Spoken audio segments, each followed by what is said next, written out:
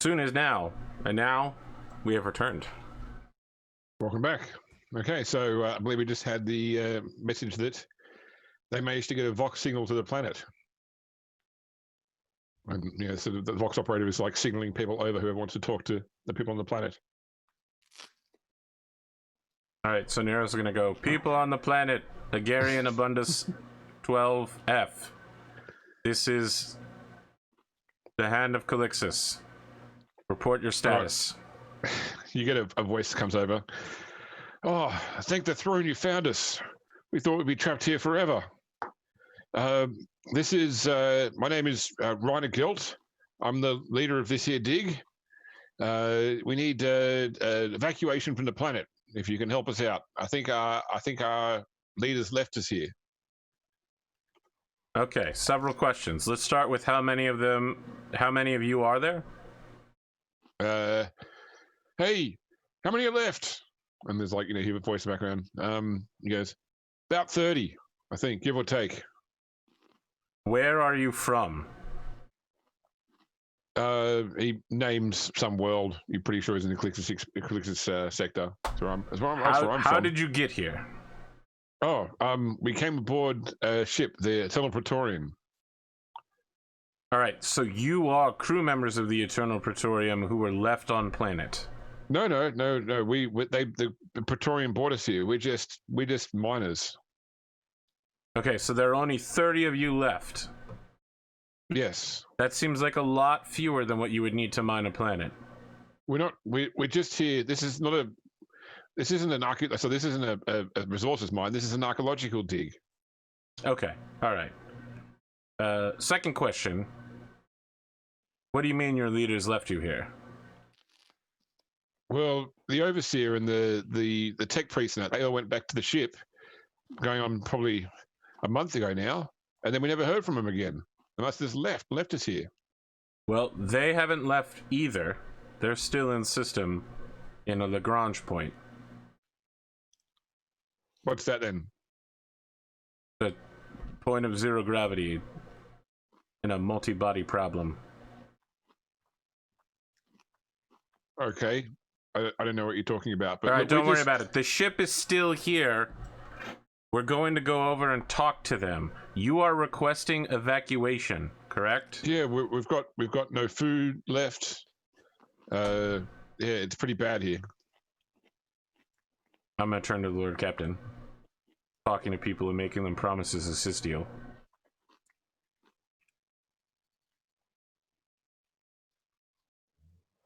You're muted. Lord Captain, your Vox is... I'm right here. Have we gotten contact with the Praetorium yet? No response to the Vox calls to the ship.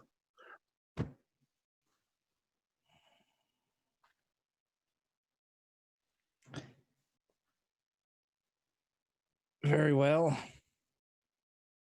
Lord Captain, I would point out that we know that the Adeptus Mechanicus Explorator fleets out here are a little, how should I put this?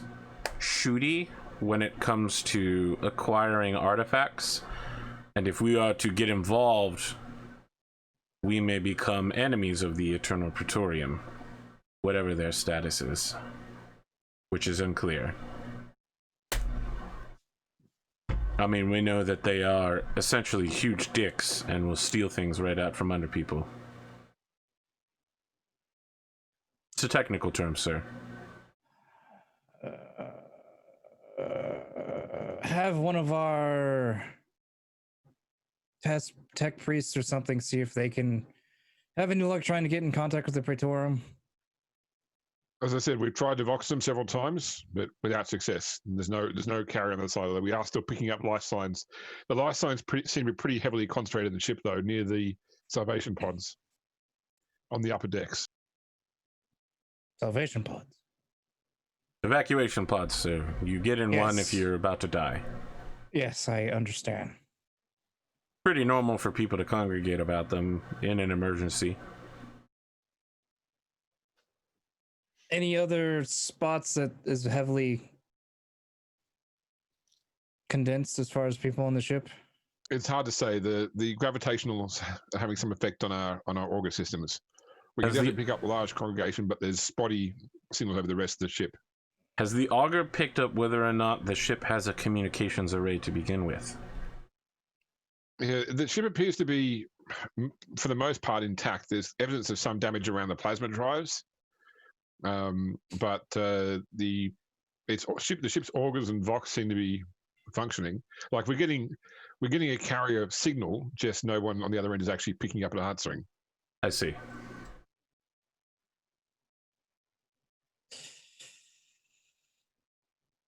Very well. You know what I'm thinking, Lord Captain.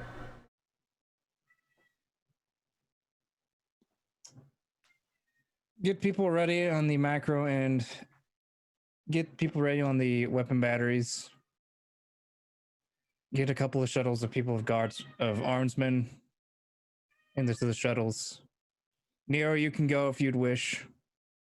I was thinking it would do very nicely for you to have a second ship in your fleet, Lord Captain. Yes. Yes, send people onto the 2 shuttles full of armsmen, and if yourself, you would like to go, Nero, over to the ship. See if you can investigate. So if you want to potentially lay claim to this ship, if it is derelict, you need to do that yourself as well. It's so I need to go as well. Lord it's Captain. very old school. Like you've got to plant the flag, so to speak. Nero's going to indicate that to you. He's going to say, Lord Captain, if you want to claim the ship, you'll have to come with me. Damn it. Okay. Very well. Very well. Hooded figure in the corner. We turn and do our best to ignore him.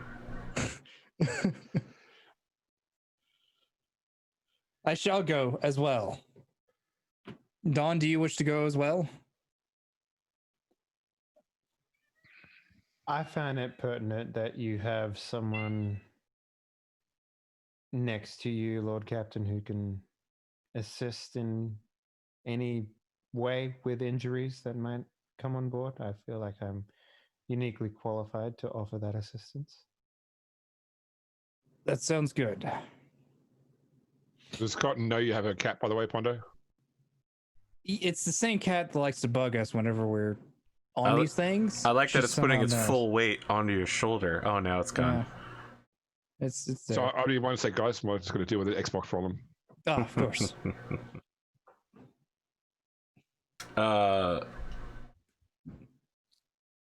Lord Captain, I believe we should also dispatch a shuttle to go pick up those survivors down on planet. A third shuttle, if you would, with some armsmen, just in case they get unruly. How about 2 shuttles there as well? Well, our shuttles can hold hundreds of people because they're giant cargo platforms, but sure. Fair Maybe enough. we can... No, Lord Captain. You have foreseen what I have not. We could, of course, steal the digging and excavation equipment. I'm sorry. I said the word steal. What I meant was the 2 cargo shuttles we're sending to the planet could reclamate the digging equipment that they have. Salvage. Salvage, yes. We could legally lay claim to those objects in a very rogue traitorish way that's totally legal. I'm only saying this to repeat myself out loud so that the game master, and I turn and acknowledge the hooded figure in the corner, understands what we were talking about. Sister Dawn, Lord Captain, let's get in my golf cart and ride down to the shuttle bay. Excellent.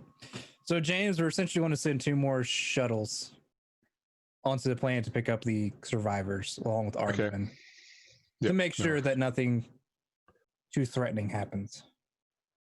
Okay, so you guys are taking 2 shuttles yourself to the ship and sending 2 shuttles to the planet. Yep. We can bring a few hundred armsmen with us. That's a normal amount. Well, a shuttle holds 10 passengers. Very well. Well, then we're going to need more shuttles to send down to the planet. How about we send 4 shuttles down to the planet? Yep, enough shuttles to pick up people In one run, basically. Yeah. Yep, okay. All right, well, I'm sure I can kill thousands and thousands of servitors, sir. Very well. This will be a enjoyable experience, I have no doubt. So you board your shuttles. They all launch and start making their way towards Gary's Abundus 12F. Yeah, it is, as you're sort of watching, because I mean, objects in space are actually really, really far apart. But it's actually, you can just see a bunch of these different moons as you're making your way towards this large planet. The planet itself, sensors pick up, it does have a breathable atmosphere, but it is extremely cold and extremely windswept. So it looks like probably the only place you could really sustain would be at the poles, basically. Once you enter the sort of gravitational fields of the various moons, although the shuttle itself has grav plates to give you a sense of down, you can sort of feel this slight tugging in various directions that sort of keeps moving around your body as you pass through the various gravitational fields of the little mini moons and planetoids. And eventually you can see the Eternal Praetorian. It appears to be, for the most part, undamaged. It's a Mechanicus-style ship, which means it hasn't got the pointed prow of most Imperial ships. It sort of ends with a flat nose. It is painted predominantly in a like Mechanicus red color with gold chasings. You can see some damage, like as you sort of fly around it, damage around the engines where it looks like the engines have effectively burned out. Like, you know, it's been at full tilt for a period of time until, you know, it's cooked the systems around the engine. So there's a lot of like sort of carbon scoring and blackening around the engine cells. It, like your ship, has a lighter bay. You can make out a number of shuttles in the lighter bay, predominantly transport shuttles similar to your own. And your pilot is able to put the ship down. The lighting in here, you would say, is on like a minimal power. Like the plasma drive is lit and providing power, but they've sort of diverted power to central services, so only like, you know, every third or fourth deck light's running. So it is dim. There are no people in the landing bay when you arrive. The shuttles appear to be unmanned. The main bay looks, for the most part, maintained, but there's nobody here to meet you when you land. The arms will sort of, you know, move out and secure the immediate landing area and identify that everything's breathable, life support is on, grab plates are on. So as Nero steps off the shuttle, he finishes his multi-hour talk with Sister Dawn and says, "So to cap it off, I believe that the Emperor is a great man, but I feel that things which call themselves gods normally aren't. In my experience, I've encountered several things that call themselves God, and they die very easily when shot. So it's complicated faith, you know. Recently, though, I've been coming to the realization that maybe the Emperor actually is a god. There's been some weird shit, and the Emperor's really been there to help me out. And, you know, I believe very strongly in him and in the Omnissiah. I mean, he reaches down to pat his heavy bolter. Always got to keep those machine spirits happy." The God Emperor was always a god. He just at one point happened to walk around like the rest of us for some time before he ascended. So for your benefit, Dave, just quickly, so there is a text within the church known as the Lectitio Divinitatis, which was the first treatise written on the divine nature of the Emperor, because the Emperor famously during the year 30,000 led a campaign to basically bring down all religion, you know, say you know, like to burn all churches, end all religion, and focus on science. And the Lectitio Divinitatis was written during that time that basically posited that, you know, only by denying that he is a god does the Emperor truly prove that he is. You know, that was sort of like the conundrum of the work, was to say that, you know, that anyone who claims to be a god is not. That only someone that people believe to be a god, no matter how much they protest it, is actually a god. And that was sort of where the initial formation of the imperial cult and truth came from, was this belief that because we believe he's a god, he is, no matter what he says. So contradictory. Yeah. So Dawn will just, you know, during this multi-hour, just nod, and as we're arriving, she will say, I mean, Nero, your understanding of the faith is, well, I would say normal for a serving man like I yourself. appreciate that. Thank you. However, as an aid to the Lord Captain, I would urge you to extend your understanding of the God Emperor and the faith as a whole.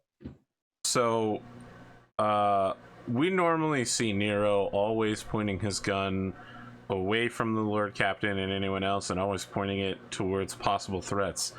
What's going to happen is he's going to turn, but the gun on his shoulder that's swivel mounted will remain looking out while Nero, port arms holding his heavy bolter, says, Sister Dawn, I don't know if you've realized this yet. The Lord Captain does not look to me for theological concerns. In fact, it would seem, I mean, I hate to talk about him when he's standing right next to us. He doesn't really come to me for any concerns other than what one might entitle as security related, which is, of course, my exact job. Perhaps I should leave theological and philosophical treaties to you. Yes?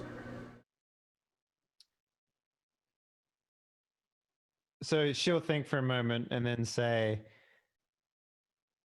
that is my role here, but that does Nero will not say mean... excellent and turn while you're talking.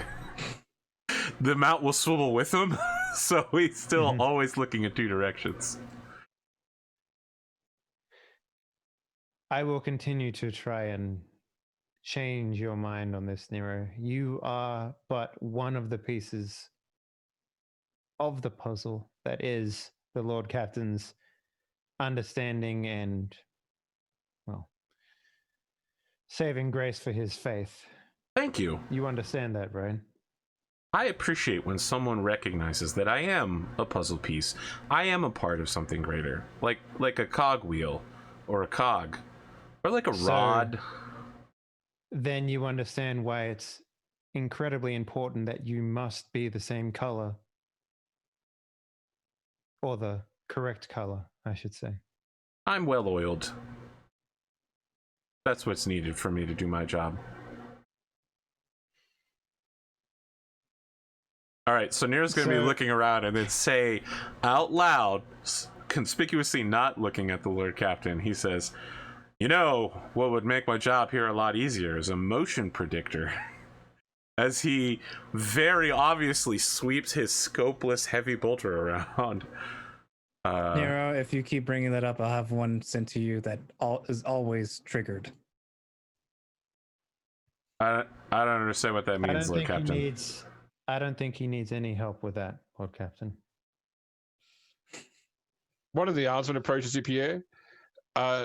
Lord Captain, should any of us stay here and secure the landing bay? Let me look at my security advisor. Of course, turns sir. Looking Nero. 10 of you come with us. The other 10 split into two groups. 5 of you secure our shuttles. The other 5 begin securing the other shuttles. See if you can pull the co-pilots out of our shuttles and make their shuttles ready for launch. If you've got them, give me common law Imperium rolls at just +0 if you've got the skill. Has anyone got common law Underworld or not? I don't think they do. Nope. I have common lore rogue trader, but no. No, just give me common law Imperium at +0. Nope. And yes, if there's anyone that comes in here, have them stand down and keep them here from when I return. I wish to speak with them. So, Dawn, you recognize that the other shuttles in this bay are definitely not Mechanicus shuttles. They look more like privately owned shuttles. They don't bear any Mechanicus logos or even any logos of any Rogue Trader families. They look more just like conventional private shuttles.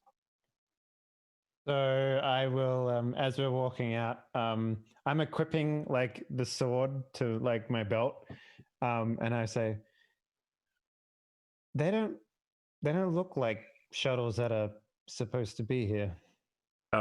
So Nero is moving towards the hangar bay door, and he immediately swivels back around, enters into a crouch, and begins approaching the nearest shuttle.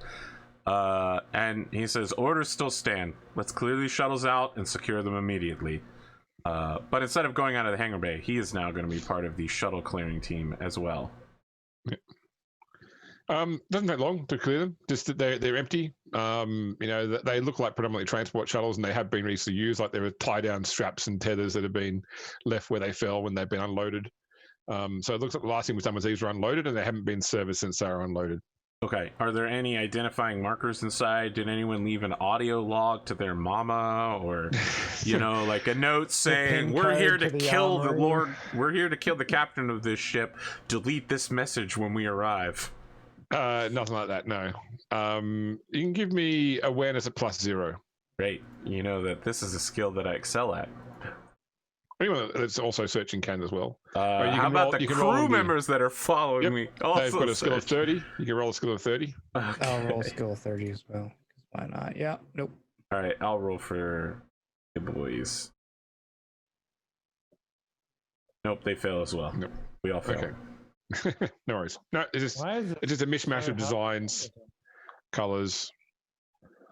All right, so I'm gonna pick the 2 nicest and pull the co-pilots out of our cargo shuttles and have them make ready to have these shuttles to get out. Just in case we need to run, I want to have emergency transports or something to claim. And I say, Lord Captain, I need you to stand on the ramp of both of these shuttles and claim them in your name as salvage. Just in case. It's a very formal procedure, sir. We also have to witness it. Fortunately, Sister Dawn is here to act as a witness. If we're going to go through this process, might as well do them all. Well, how many are there? How many shuttles are there in here? 5. 5? Yeah, we'll just do all 5. Very well, sir.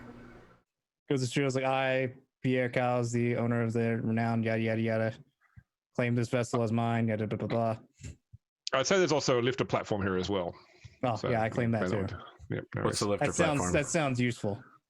We were talking about the shuttle thing from Prometheus. It's more like just a flat yeah, panel. So that's what most of our our like heavy cargo shuttles are. Yep. All right, so I have one of the crews move to that because of course we could use another one of those. I mean, everyone could use one of those. I say, Lord Captain, the dignity with which you perform these ceremonies astounds me. You are a distinguished figure. Thank you. I'm gonna go to the door out of the hangar bay and look for a internal Vox, like some sort of landline phone.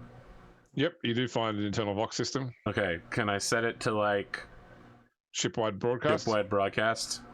Sure. I'm gonna say, attention, crew of the Eternal Praetorium. Answer this Vox immediately, or be salvaged. You saying that actually kind of makes sense because they are mechanical and they're mostly metal.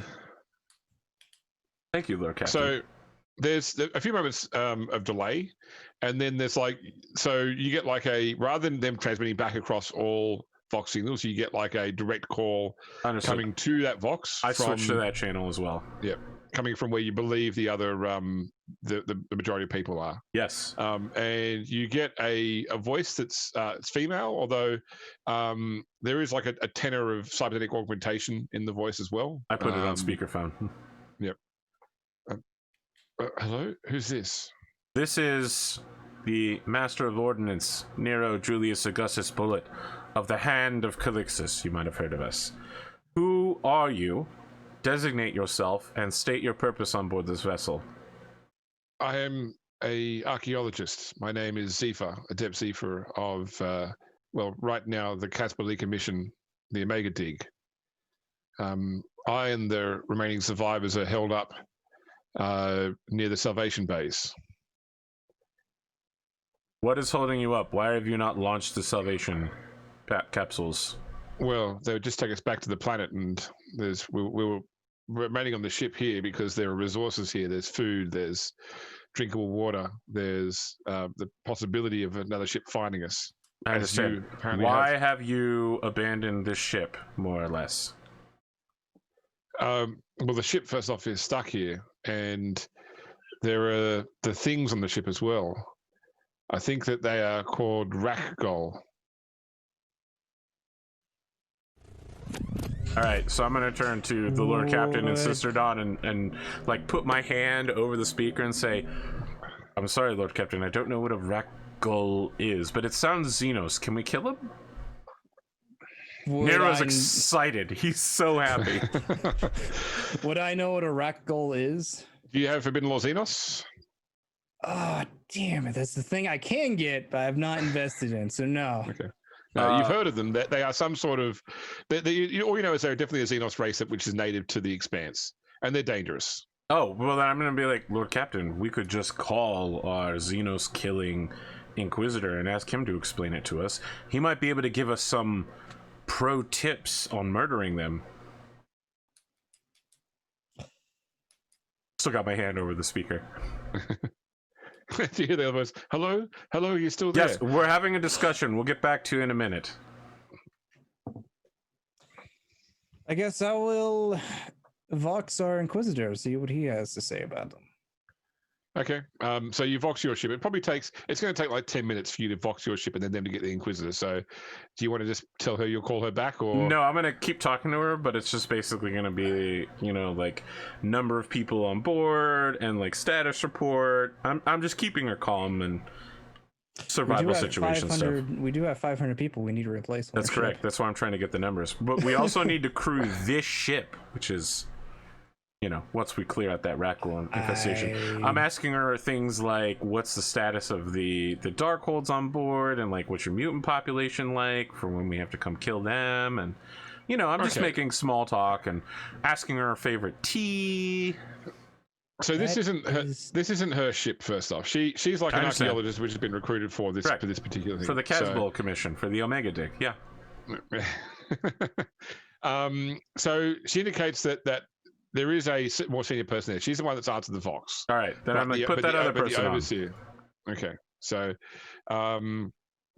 there's some waiting, and this kills some of the time while you're waiting for the Inquisitor, but eventually a male voice comes on the line. This is Overseer Lyris of the Casbalica. Who am I speaking with? Yes, this is Master of Ordnance Nero Julius Augustus Bullet of the Hand of Calixis. You may have heard of us. I'm sorry, can you repeat your name and designation again? We're taking notes. Overseer Lyris of the Casbalica.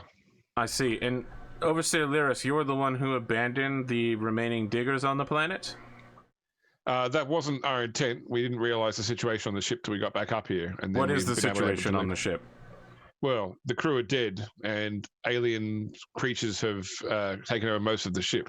How many of you are remaining?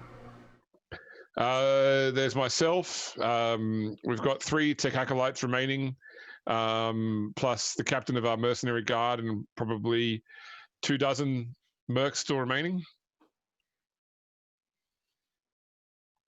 What is the status of the mercenaries? Oh, and my assistant, I believe, is somewhere still on the ship as well. Your assistant is somewhere on the ship, but not at the Salvation base. Yes, I haven't seen him for some time. Where is the tech priest who left the planet with you? The tech, do you mean Zifa who we were speaking with, or she's not a tech priest? She's an... No. When we called the planet, they told us that an overseer and a tech priest had left them a month ago. Well, we have two. I have a group of tech adepts with me. You said tech acolytes, so that's one of the priests. I see. I'm not a member of the Mechanicus. I see. Just a merchant trader. Neither am I understand. Are you the captain of this vessel? No, I think the captain's dead. Okay, but you're not sure. I haven't seen a body. Well, I've seen plenty of bodies. I'm not sure which one is the captain. All right. Our captain has just claimed this ship as salvage rights. Would you like to contest that with your mercenaries? Will he take us back to the Imperium? I'm going to hold the phone out for the Lord Captain. Yes, I will, so long as you do not resist, or else you might return in something different. Actually, you might not return at all. I assure you, Lord Captain, if they resist, I will make sure that there aren't enough pieces of them left to return. We have no quarrel with you whatsoever, Lord Captain. We simply wish to get back to Footfall. All right, so I gesture for you to go through the salvage claiming process. All right, you're going to have to sit here for a little bit. I got to go through the whole spiel again. I've done it at least 5 times now. Is it like you have the right to remain silent? Any salvage that is left in front of you will be claimed by us? Yes, it's pretty much. It's probably like, I, Pierre Cowles, and you've got to like rattle off all the various honorific titles which have been given to your family. Like the first lord of this planet, the leader of this particular military unit in some planet light years away. There's all these various honorary titles that have been. I feel like it's like a full scroll that he pulls out every time he does it, so you never forget it. No, it's probably like a full parchment scroll that he just rolls up, kind of like how in the movies they did in the old, like whenever like the king or the queen declared a new law, and it rolls down the stairs. Yeah. Like, Thank you. Welcome aboard the Hand of Calixis and the ship. V2. They aren't on board the ship yet, but yes, congratulations. You're now all officially temporary members of our crew. Now, what is the name of your assistant that you believe is here but is running around somewhere? Jacob Stack.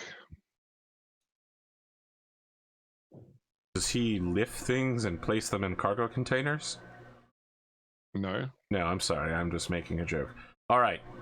Overseer Lyris, we'll get back to you in a moment.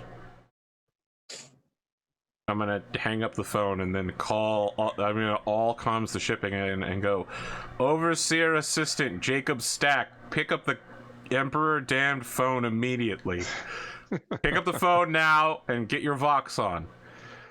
All right, there is no response to that, but your own Vox does beep that they've got the Inquisitor on the line. All right, in the process, in the background, Nero is just going to be saying threatening things to the Rat Ghoul. He's going to be like, attention all Rat Ghoul on board. Prepare to eat shit and die. Allow me to list the 15 ways I'm going to murder you. I hand my comm to Pierre for him to answer the call. Yep. I don't know if you're able to hear that. Lord Captain. No, I can hear someone shouting in the background, but your Vox is good at filtering out useless noise. Yes, we're on this ship, the Praetorium. Apparently they have a rat ghoul infestation. Do you know anything about them? Yes, they're a xenoform common to the Expanse. They are a multi-limbed sort of half insect, or part insect, part reptile, part humanoid. They have a more advanced level of technology than most animals, but still vastly below intelligent species. They can utilize firearms, for example, but they have they tend to modify captured hardware in a almost bioorganic way, so that they will effectively grow the weapons into their own limbs. They're quite dangerous. Certainly, a single rat ghoul is more than a match for any individual soldier. And they do tend to move and attack in horde as well. Oh, They are a spacefaring race.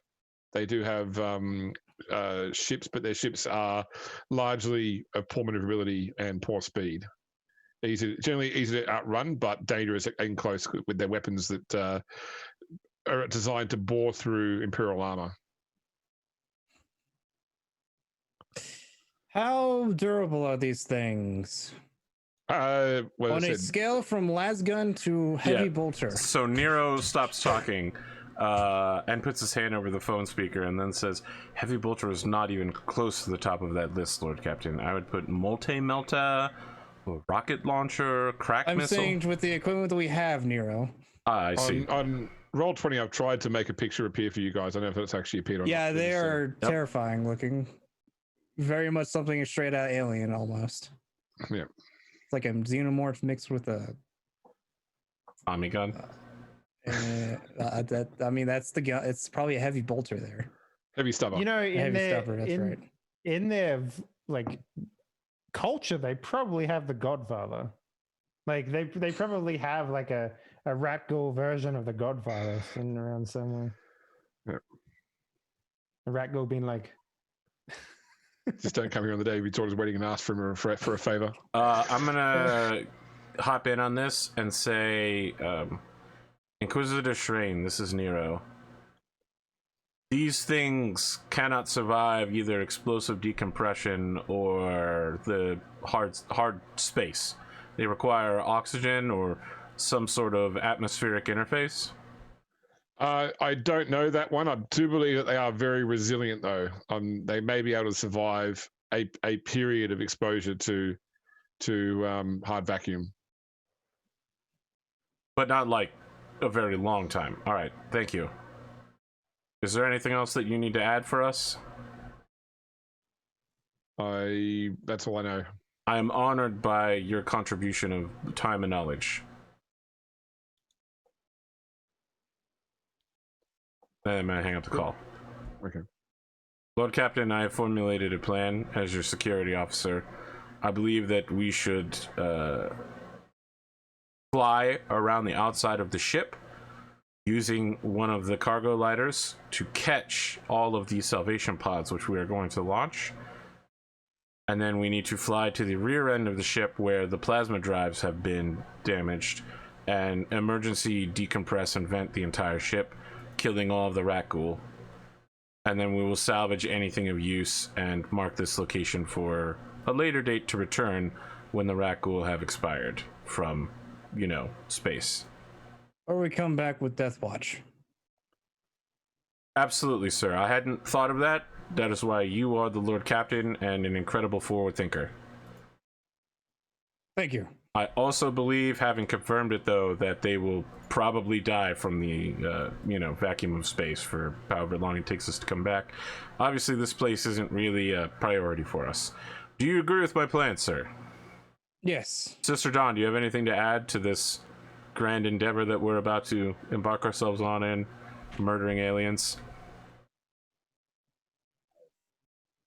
No, I have no wishes to add.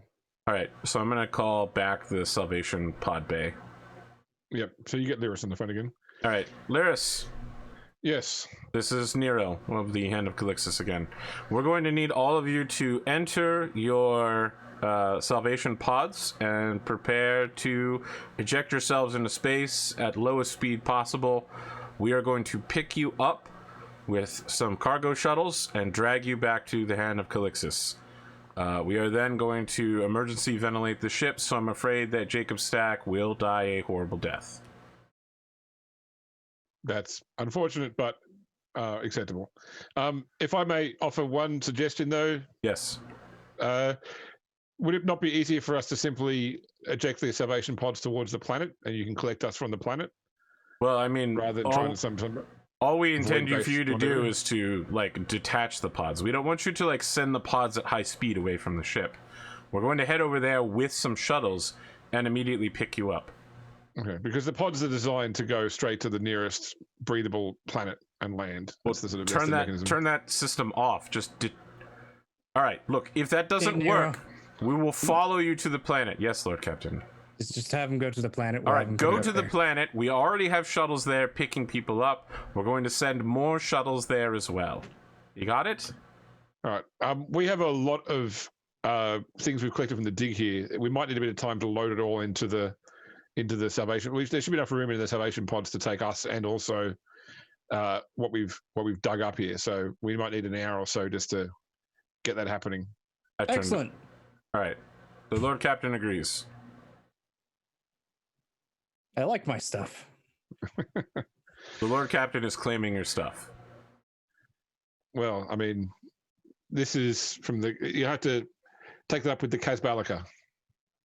Understood. And then I hang up the phone and say, Lord Captain, if you want their stuff, I'm afraid we're going to have to kill them and take it, which really won't be that hard. There's only like 30 of them, and like 5 guys here. 24 mercenaries and a mercenary captain. Who's the Casbalica? So they are a criminal organization. You met one of their guys, Leteinia Torcara, on Footfall. They sort of like do all the cold trade from the Expanse into the Calixis sector. So they sort of run all the transport of illicit goods. He spoke to you in the past about maybe doing some business in the future. I say, that sounds a lot like the name of a criminal organization who I might have killed a bunch of members of, sir. Yes. That's very unfortunate. It'd be a very big shame if these people also died horrible deaths and all of their stuff became your stuff. I'll put some thought into it. I might consider playing nice with him. Because I understand, we sir. have to go 2 foot fall. I would So point out, something- sir, that the mercenaries could be explosively vented from the shuttles. All of the survivors could be explosively vented at the shuttles. Indeed. I'll put some thought into it. I have at least an hour. Very well. Let's go get in. Let's explain the plan to the tech crews. We're going to take one of the shuttles to the back of the ship with 10 guardsmen. 2 other groups of armsmen will split into 5 and 5. We'll salvage their cargo shuttle, which will head down to the planet with our other shuttle. We'll need to send at least 2 to 3 more shuttles from the ship to the planet as well. And then we will decompress the ship. That sounds about right. I believe we also need to send for another shuttle for ourselves, filled with people who can fly, your 4 new other shuttles here, and some sort of tech adept to help us pull the right levers. Indeed. All right, so I'm going to come back to the ship and tell them to send, more people down to the planet to go pick up these new survivors. We need a shuttle with a tech adept to, explosively decompress the ship and vent all of the Rakghoul into space. And we're also going to need 4 sets of pilots for the 4 new shuttles. Yes. So this is being organized by the Vox, you said, sorry? Yes. Yep. Okay. All right. So while you're getting all this sorted out, the intership Vox buzzes again. I pick it And up. it's one thing, it's a point-to-point communication. And the woman you first spoke to comes onto the line. Adept This is Zephi? Zifa. Zifa, yep. Hello, is this Nero Augustus Julius Bullet? Yes. It's Julius Augustus, but that's fine. Sorry. Remember that Hand of Calixis part as well. It's very important. Sorry, yes. I understand that we are preparing to evacuate the ship. Yes. I wanted to tell you about something that, and it's like you can sort of hear apprehension. So I don't think that the overseer would tell you this, and I wanted you to know. There was an artifact that we brought on board from the planet below, and at first the Rakghoul attacked us relentlessly. I saw Overseer Lyris arguing with Stark about something, and they had that artifact with them. They left a short while later, and then when the Overseer returned, Stark wasn't with him, nor was the artifact. And from that point onwards, the Rakghoul have stopped attacking our position. I've been monitoring the ship-wide sensors.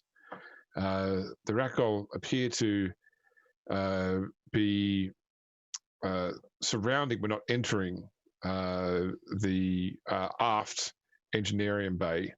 And I've picked up human signals from the bay. It's almost like they're, if that's Stark and he has the artifact, that the Rakghoul are drawn towards it, yet won't approach it directly.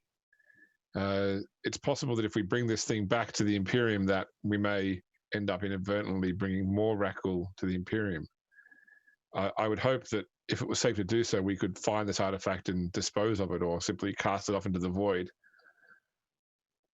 I appreciate your candor, Zepha.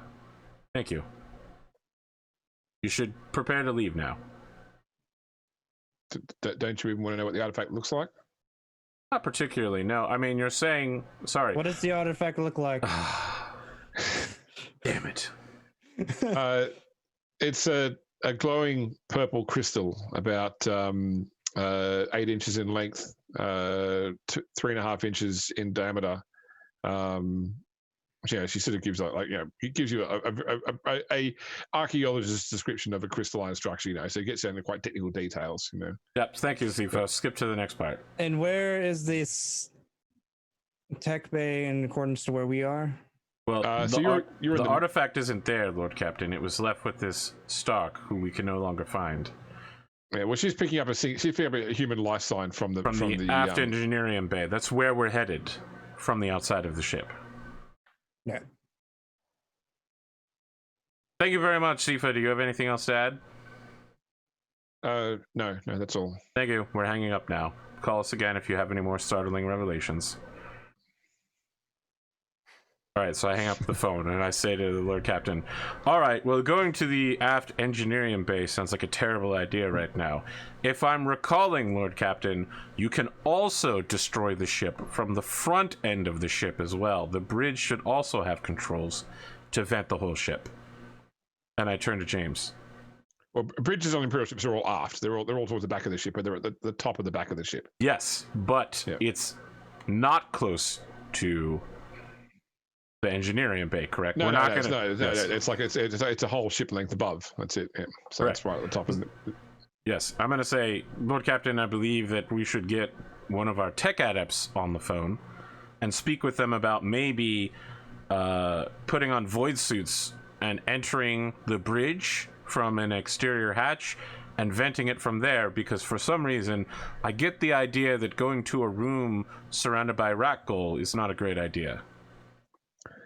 I'm just making the Eternal Praetorian sheet visible to you guys on Roll20, so you can see the stats, that sort of stuff of it, and get it. There's a picture in of the outside of the ship in there as well. Oh, we get the stats now? Yay. Well, you did claim it. That doesn't mean there are anything. some problems, like the engines don't work.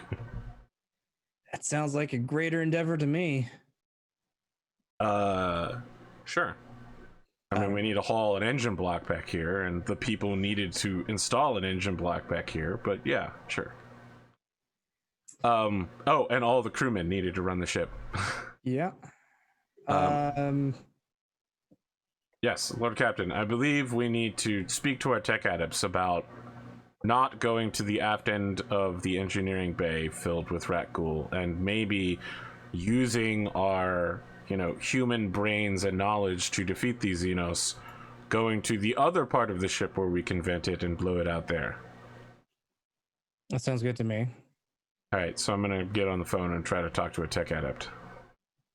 From your ship? Yes. Okay, all right. So you get one of the tech adepts on the line. Tech adepts. Yes. You don't sound robotic enough.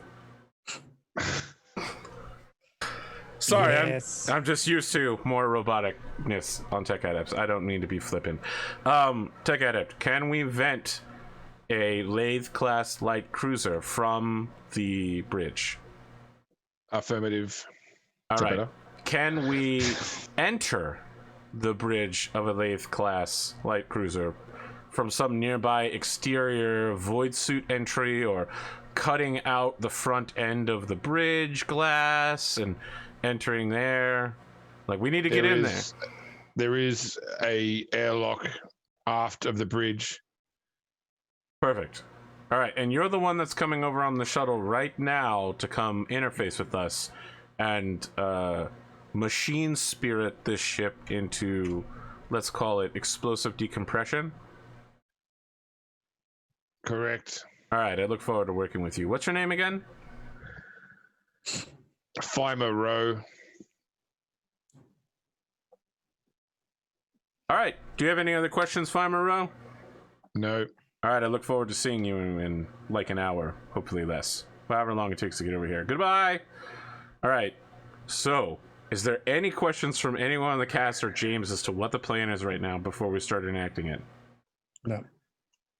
Dave? So have them launch the pods with their salvage. Correct. Have a tech adept board the bridge via the airlock. We're going to the airlock with our shuttle as well to go with him. Okay, no worries. We're sending our other shuttles down to the planet to pick up the other people, and we're sending shuttles from our bay to pick them up as well. So we have enough people, and we have enough guns to scare the crap out of the mercenaries, just so they don't try anything. We're going to try to vent the ship. All right? We're good? Okay. As Nero gets on the shuttle, he's going to turn to Sister Dawn and say, Question. Is it possible to vent this ship around the area with the exception of where the artifact is? Like the room where the artifact is? you want to vent everything? You can vent it by compartment, so you can pick a compartment and not vent. Okay, so we could just vent the area outside of the aft engineering bay. Yep. Are we sure that all of the Rakul are only there? Like, do we have a I'd confirmed say Auspex vent scan? pretty much everything, with the exception of that one room and the room that we're in. Just to get a good sweep of the whole area. Okay, yeah. Sister Dawn, can you offer any sage advice or prayers for us in this time of great venting? I don't like upsetting the machine spirit. Well, I believe you have the wrong person for that, but that's fine. Well, you know, the Omnisci listens to all. Well, all I can say is the destruction of Xenos is very much sought after, so I have no problems with what's happening here. Excellent. And thank you, Lord Captain, for thinking about the human life on board the ship. I very much appreciate that foresight that you've put into this. Thank you. Nero gives the Lord Captain a thumbs up behind Don's back. So one thing I'll let you know is void suits and personal armor are incompatible. Correct. With the exception of armored body gloves. So if you are planning a void walk, you'll have to do it without your armor. Yes, and I'll also have to do it without my left shoulder cybernetic mount as well. I'm gonna have to take the gun off of it. Yeah, I mean you could easily carry it though and put it back on when you get back on the ship, but you had to take the void suit off to do that though. Correct. So. Yep. What about my shield? That's fine. You can still have the shield. So Nero is going to begin the process of dismounting his gun and secure it in a gun locker on the shuttle, and start getting into a void suit without his enforcer carapace. The arm's been doing the same. Nero is wearing the Lord Captain is my captain t-shirt.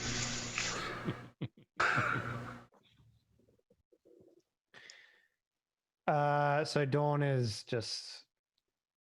I mean, are we all going? Is that the plan here? Yes.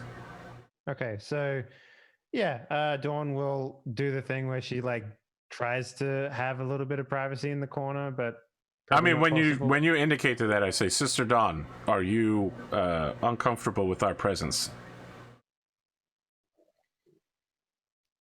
I do not expect any favoritism here. That's fine. All armsmen about face, and he will also turn away from her while finishing putting his void suit on. This is one of those scenes in like Starship Troopers where like the camera is like facing your face and I'm like blurry in the background getting changed. Oh, Starship Troopers. Yeah. Well, no, they were pretty. Actually, if I remember correctly, they were 100% explicit. Yes. Yeah, that's it. Yeah. Okay. They did a co-ed shower scene, so. That's right. I'm doing my part. All right, so you bring the shuttle around. So the tech adepts also vox the shuttle from where as they're overflying the ship as well. They posit the theory that the reason the engines are burned out is because the gravitational strength of the Lagrange point actually exceeds the motive capacity of the ship's engines. Like it's effectively tried to full burn its way out of the gravitational pull of these planets, and it's been strapped here. It's literally locked here by all these overlapping gravitational fields. It's in the perfect spot to be stuck in place. So actually salvaging the ship at some point will probably require towing it out with another ship. So I turn to the tech adept and I say, "That's not what a Lagrange point is. A Lagrange point has zero gravity, not massive gravity." What I mean is, like, I understand. Anyway, all the gravity is pushing it towards it. So effectively, it's in a zero. If it leaves, it's got problems.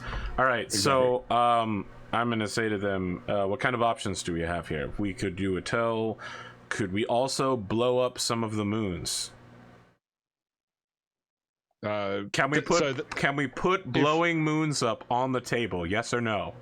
Yes, if we have planet cracking weapons, that will affect the gravity. I understand. We don't know whether it would send the ship hurtling into another planet, though, for example. That is true, but if we destroy all of the moons at once, then it becomes no problem. Look, I know you spent the whole week solving physics problems here, Arthur, so... I'm just going to go with the assumption that it'll take a greater endeavor down the line for us to get this ship. Getting a tow out here would be a pretty great endeavor, Lord Captain. It's not like we can flag down AAA Yes. Give me a common law rogue traders at +20 as well, Pondo. As a sound. You're about to learn about Rogue Trader Uber.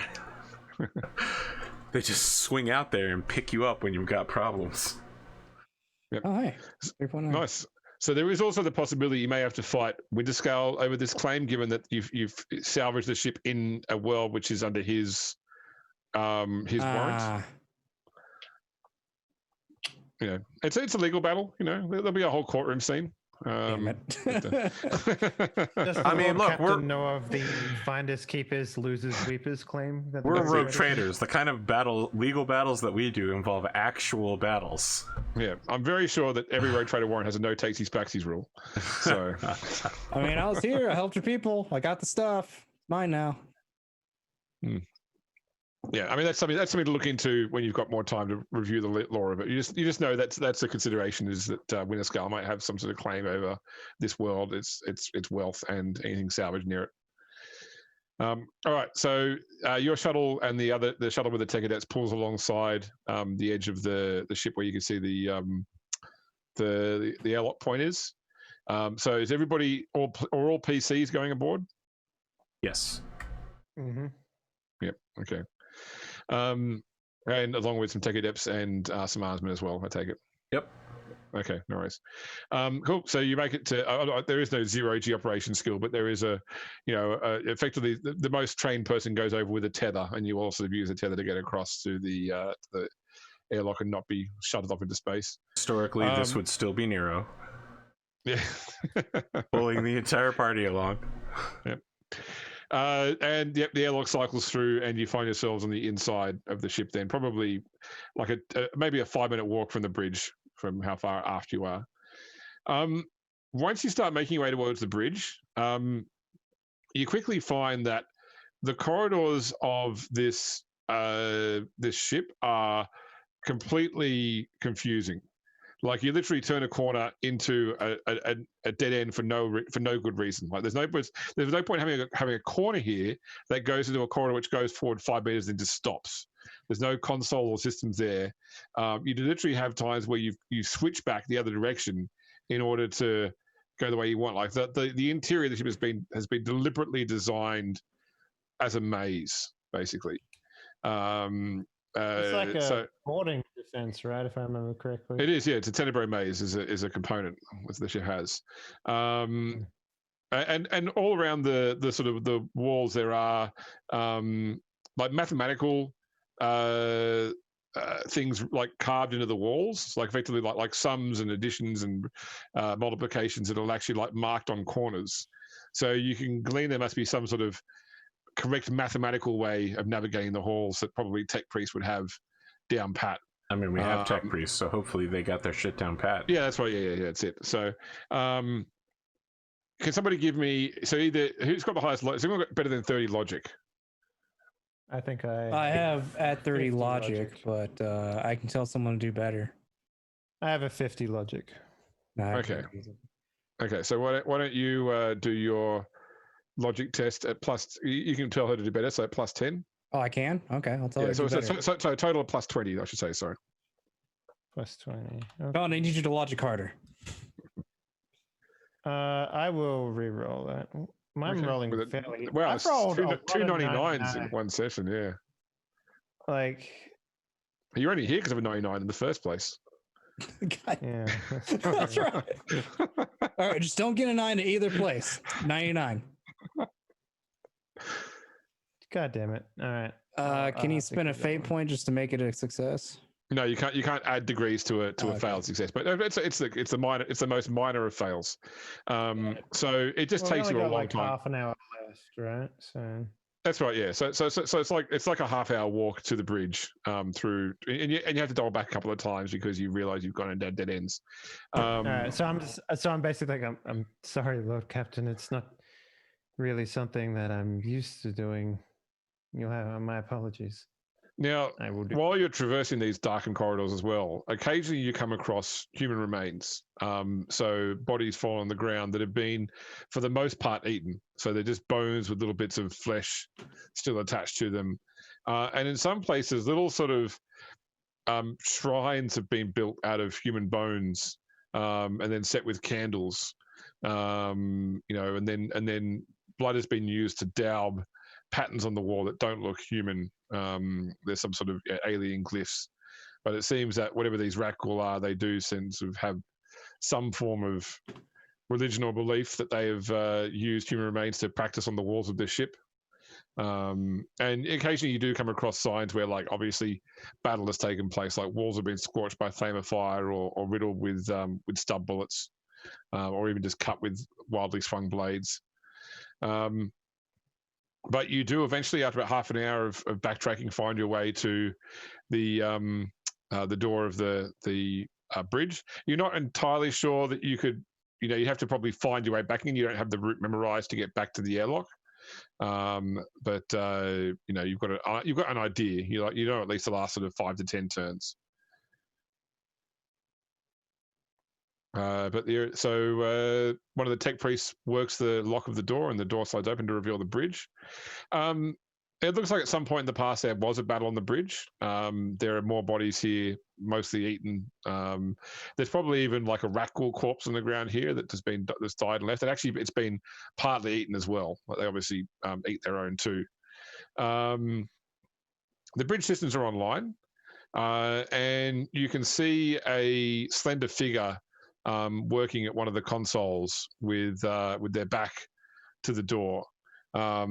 They've got some sort of alien rifle slung over their shoulder. They're wearing like a sort of a coat over that. You can't really make out armor. And they have dark hair in a high ponytail.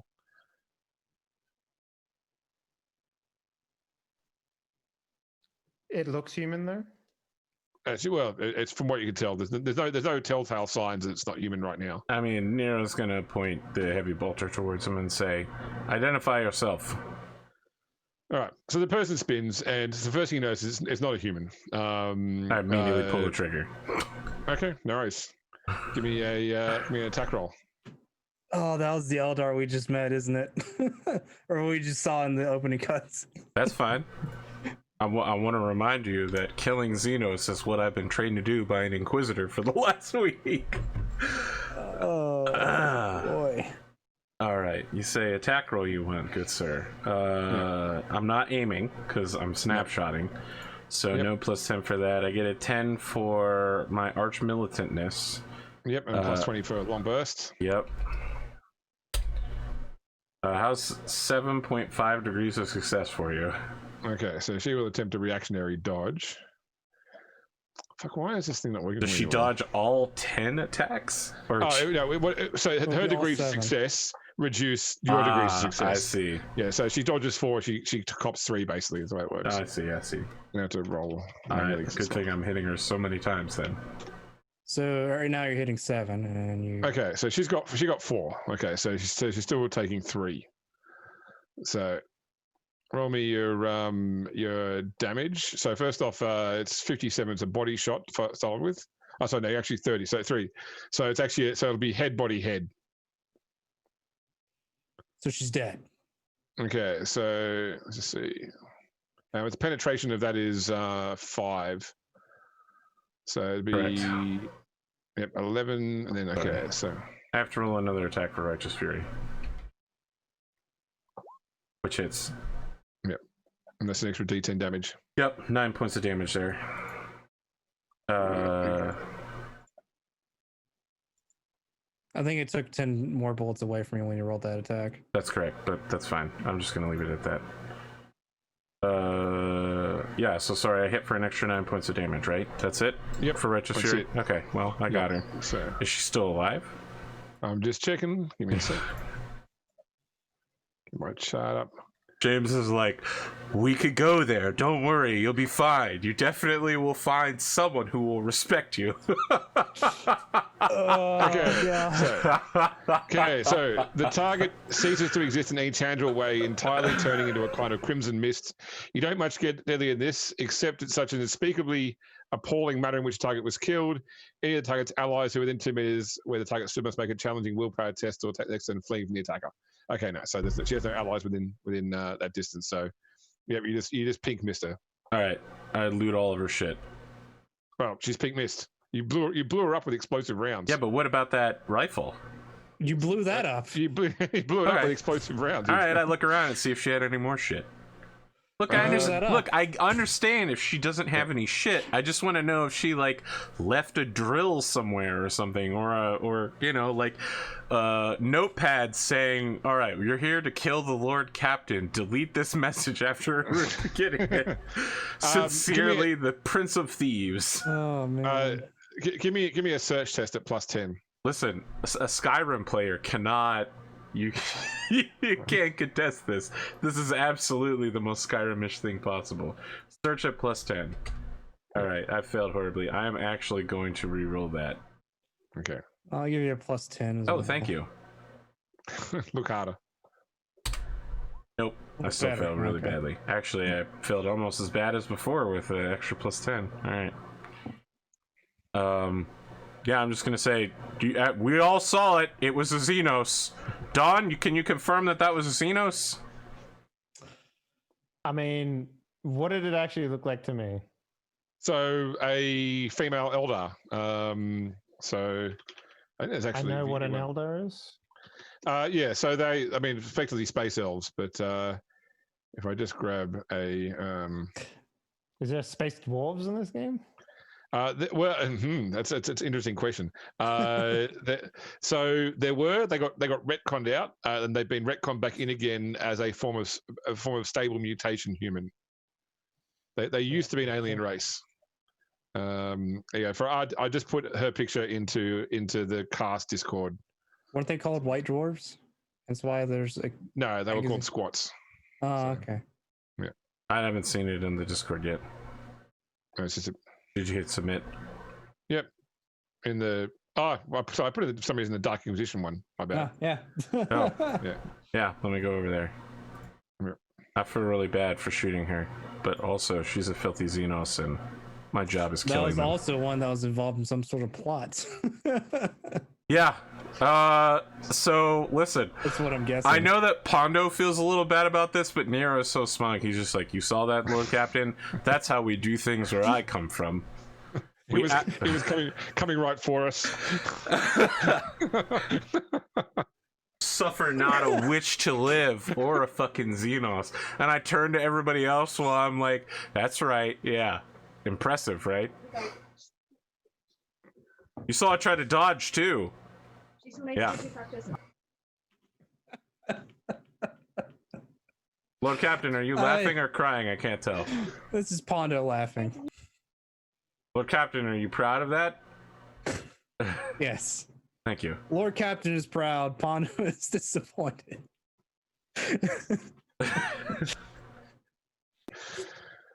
Such a trouble thing. All right, I got this character for plot. It's going to happen, and they killed him. It's completely acceptable for this character to die. No problem. They'll just have no skin off my back. Let me tell you, James, I wouldn't put a character. I wouldn't put a character in the presence of the group if I wasn't accepting it being killed. Fair enough. I've been there with Arthur. Like I really have. 100% made a character that he wanted in the group. And then the next session, literally the first session, shows up off a roof. Just, there you go. Careening towards the ground. And now she's dead. I remember her saying something to me and it was very upsetting. So I threw her off a roof. Look! This is a Xenos. I told her to identify herself. She didn't identify herself except be Xenos-y. So I shot her. I don't think you gave her a chance to. Yeah. I mean, look, she could have chosen to answer rather than turn.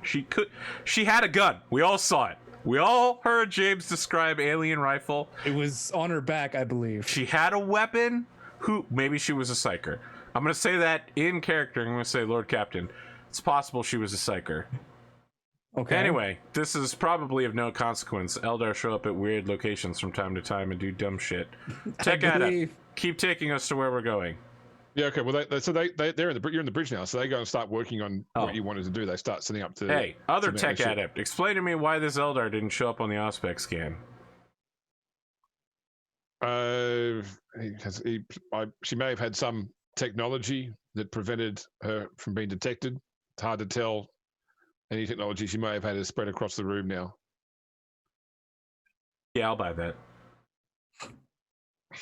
That's my bad. I apologize. On a positive note, though, Eldar technology does not have machine spirits, right? Is that right? It cannot. Excellent. It is Thank impure. you. Whoosh. Oh, that is a load off of my back. I was really worried there. Okay. Do not worry, Nero. You have done everything that you were supposed to do. Thank you. Thank you, Sister Dawn. I appreciate that. All right, Tech Adept, how long is it going to take for you to vent the entire ship with this room and the aft engineering bay? About 1 hour. All right. Are there any explosives or large spikes or tripwires that I can set up towards the door that something else will probably come through to kill us from? Did you bring any? Did you bring any large spikes? No, I'm looking around the room. You know, what if someone left a bolter here or something? You know, and I could leave the ammunition by the door and then shoot the ammo box. Give me another +10 search roll. Oh fuck! God damn it! Oh, Nero is so incompetent. Are we expecting company? Should we be worried? I mean, Nero just says, well, I wasn't expecting a fucking Aldari right here, so I'm just preparing. Yeah, like, he's gonna start setting up, like, a series of blockades with any loose chairs and scraps at, like, the nearest door, and make sure he knows where all of the doors are, find a good checkpoint that he could just start spraying down corridors with. Nero just looks around and says, you know what? It seems like I'm paranoid, but if a Rakghoul comes through this door, you're really going to appreciate 10 billion bolter shells in its body. So... yes, just watch the door. So one of the tech priests, which is like monitoring the internal augurs, says, Lord Captain, it appears that there is a large group of life forms that have suddenly started coming this way. Yep, that figures. My every attempt to avoid them. I wonder if it was drawn by the loud noises that I heard all the way up here. Sir, it's it's like a mile. Sorry, it's like 2 kilometers to the engineerium. I don't know how loud heavy bolters are. The Xenos was doing something with the environmental control system. See, you heard him. It was the Xenos' fault. It's not my fault, Lord Captain. All right, do whatever she was doing. Undo it. Just do it better. What was she doing? Turning up the temperature around the engineerium. Or if they don't like heat. Maybe they really like heat and that's why they were there. No, that sounds dumb. I apologize. All right. Can you turn up the heat outside the bridge? Yes, do that. Yes. Turn up the heat outside the bridge and have them go into one single area to be ejected out. And cool the... oh, yes, that sounds good too, but also cool the engineering bay back down. Very well. Do all of those things. Yep. At the same time. Yep. And do it. I love that they built these ships with like floor heating and stuff. It's just like, Lord Captain, just your like ideas continue to astound me. You're welcome. It's what I'm here for. Okay. Give me logic +10 test, everybody, please. 8. maybe I'll pass something that I actually have skills in. And I can't make a degree better, right? No, Hey. not from a failure. I passed. Okay. I'm not going to bother.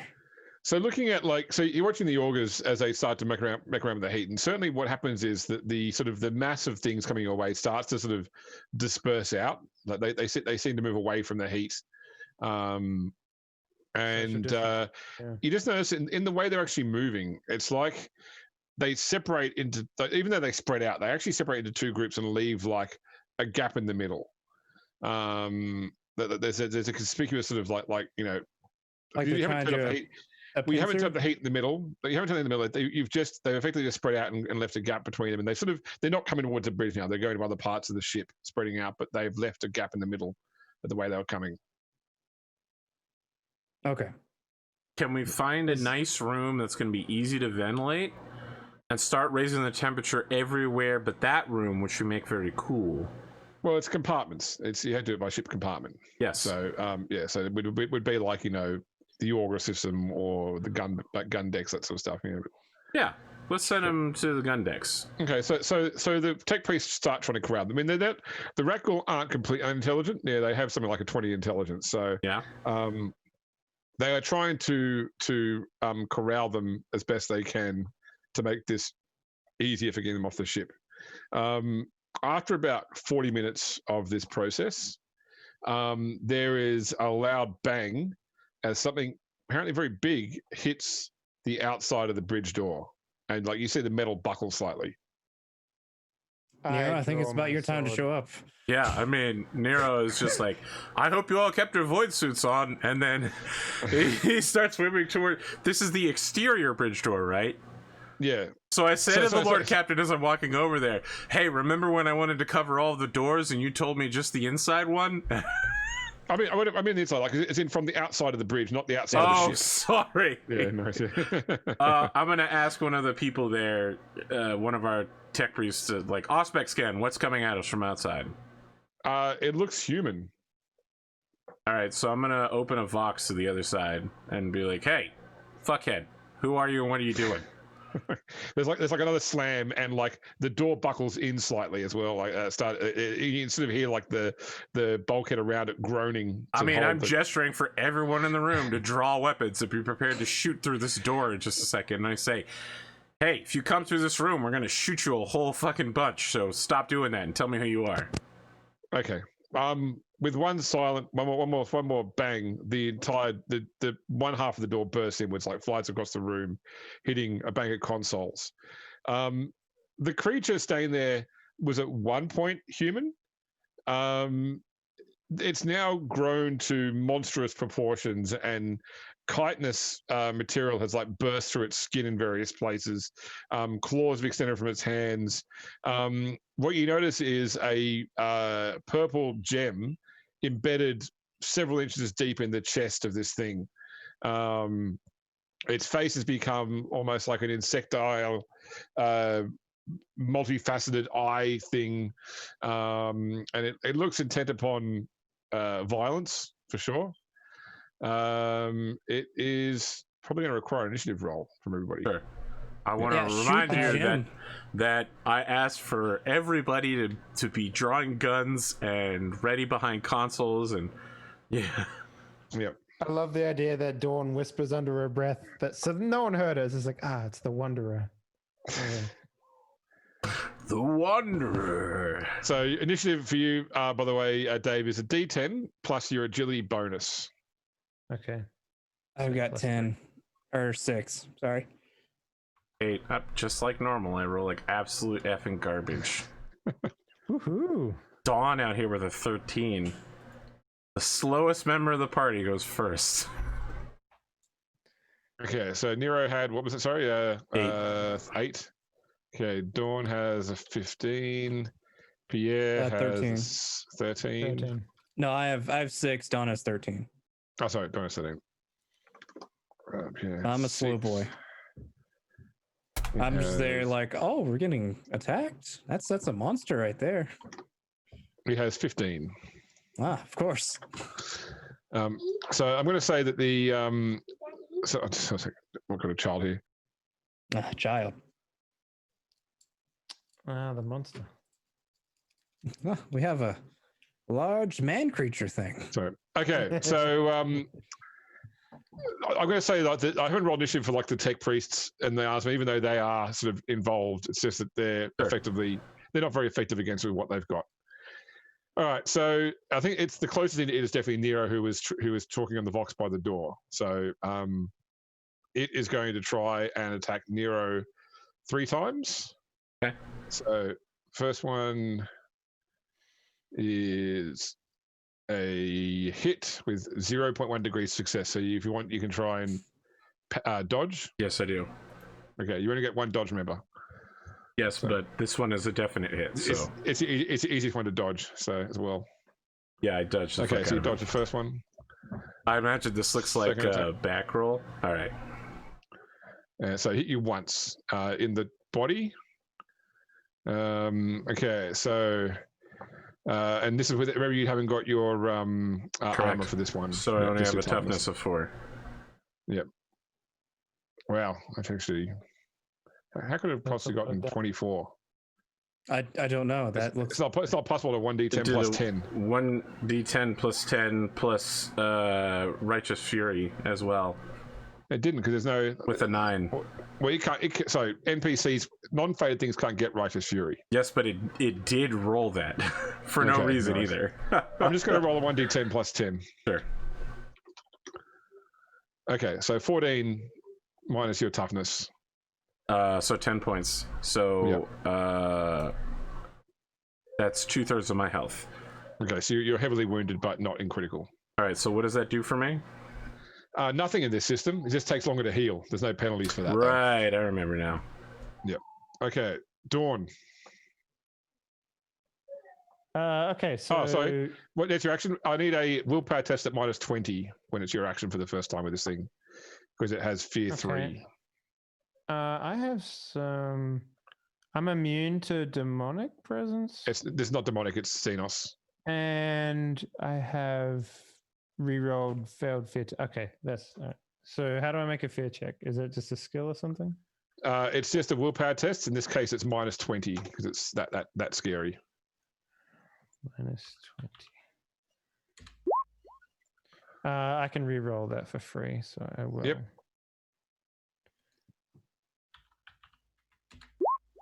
Cool. Okay, 1.5 degrees. Okay, you're fine. You can act normally. Heck yeah, I'm gonna do that. How far away is it from me? About 15 meters.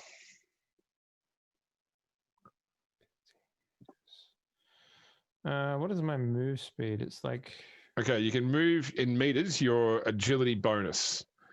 So I can. So charge is 9 meters. Does that mean I can charge? you can and charge an attack, Is that- but it was not within 9 meters. So you could sprint towards it, Yeah. taking a point of Yeah. fatigue, and you'd be within range to attack it in your next turn. Okay. How far away is Nero from me? Well, he's right, it's right where he is, so he's 15 meters. Okay. I was hoping he might have been like hit anime style over to me, and then I can heal him, but doesn't sound like it. How far is a flamer to attack? It's like 30 meters, right? For regular flamer, I believe so. What's your flamer is range of 20 meters, so within range. Okay.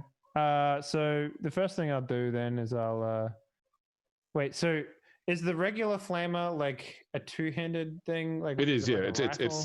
yeah. Okay. So it's like a regular flamethrower, but without needing to have a backpack. I see. All right. Well, in that case, I probably would not have that with me. I thought it was smaller than that. Okay, that's no problem. I just have my sword then. So I will travel my full 2 moves, so full of 6 meters. I'll do a full walk, not a run. I do not want to get Fatigued. fatigued. Yes, that's the word. Okay. So you move over into range of it. Yeah. All right, Nero, I need a willpower test at minus 20. Perfect. At minus 20. That's not good. Yep. Yeah, I succeeded. Woo, Get wow. fucked. Yeah. Look at that roll. That's a 12. Okay. You can act normally. Can I shoot it in the face at point blank range? You certainly can. No penalties? No penalties. In fact, it's actually another plus 20 because it is a size enormous. Okay. That sounds bad when you say it like that. First off, I would like to spend a fate point to recover 1d5 damage. Yep. Yeah, that was a solid investment feel like the returns on that gain were good. All right, can I spend another fate point to give +10 to my next roll? Yes, you can. All right, so I'm going to aim for another +10, and I'm going to invest a fate point in this for another +10. And so it's plus... Keep in mind, you can never get more than +60, so +60 is the maximum bonus you can get. So it's 10 for aiming, 20 for full, 20 for size, and 10. So it is 60. So yeah, perfect. I mean, I'm gonna hit him a bunch of times. That's a fucking horrible roll. I'm afraid to re-roll it. Just let it stand. Okay, so it's five hits. It will try to dodge because it's got one reaction, so it'll try and do that, but it's probably not going to go. It's not working for me. Manually. Less than 17. It does not dodge. Okay, so it's got the same armor everywhere, so it's irrelevant as to it's got from beyond, so it doesn't matter where you hit it. So roll me 5 sets of damage, and there's 1 righteous fury there. Yeah, that'll. Oh, sorry, I rolled another attack rather than. It's a D10. Yeah, sorry. Yep. Okay. Do I just keep rolling? You roll just for extra D10. You don't need to roll another attack roll. Okay. All right.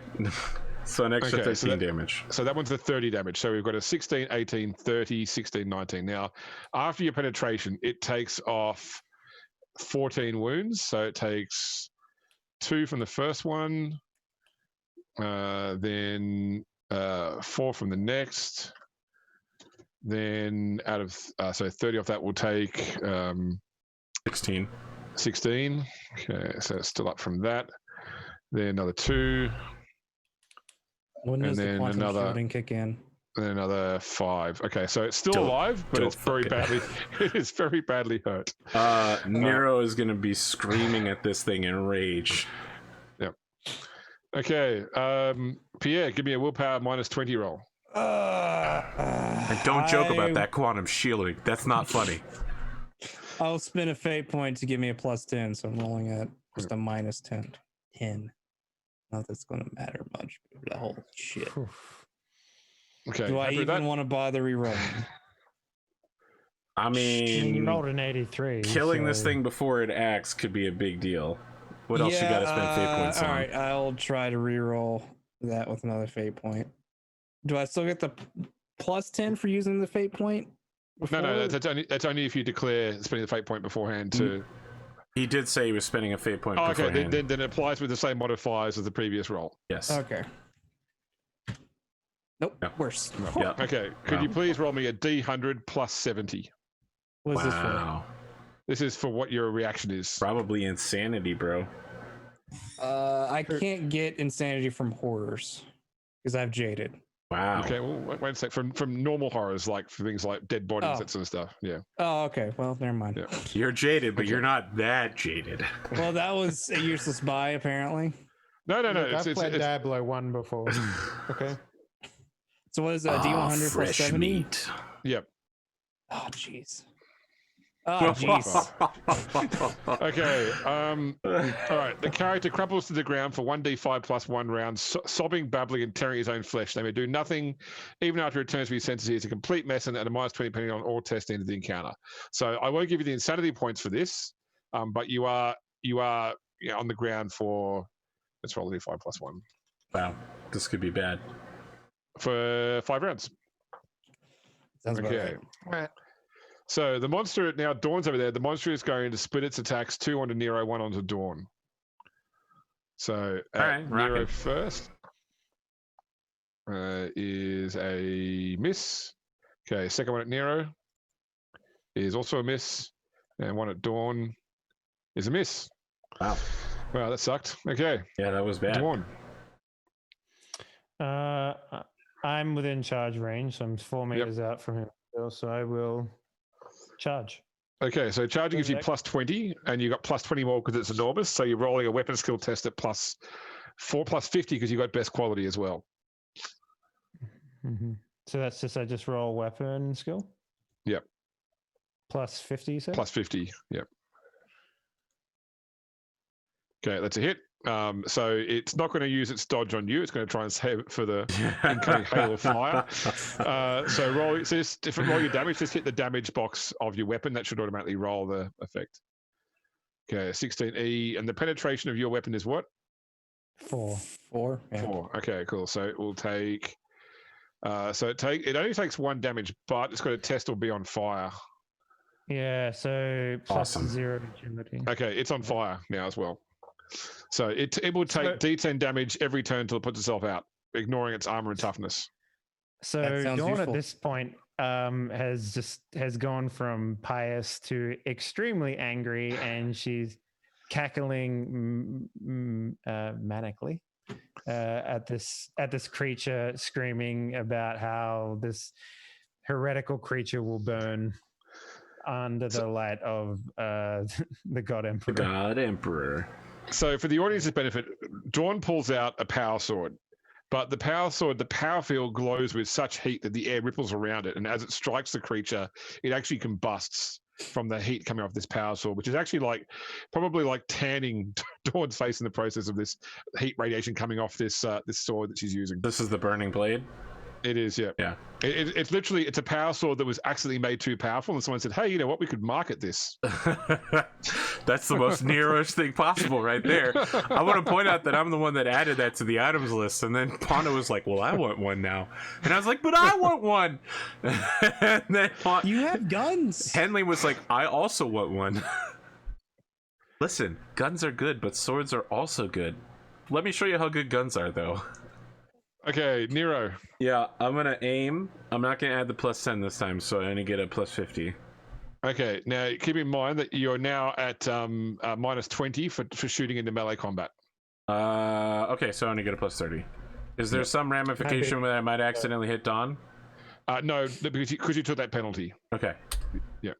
Yeah, I hit a bunch. Okay, 5 degrees. Okay, it's going to try and dodge again. I bet it does. So what does the degrees of success mean in combat here? Like, is that how many bullets hit them? Yes. For in the automatic case of, weapons, yes. Yeah. Well, okay, so we actually got degrees of success mean for melee weapons then? And that's the degree of success they need to beat to dodge or parry. Right, I get you. Okay. Yeah. So you did actually succeed in dodging, but you knocked off 1 success, so you've got 4 damage rolls against him.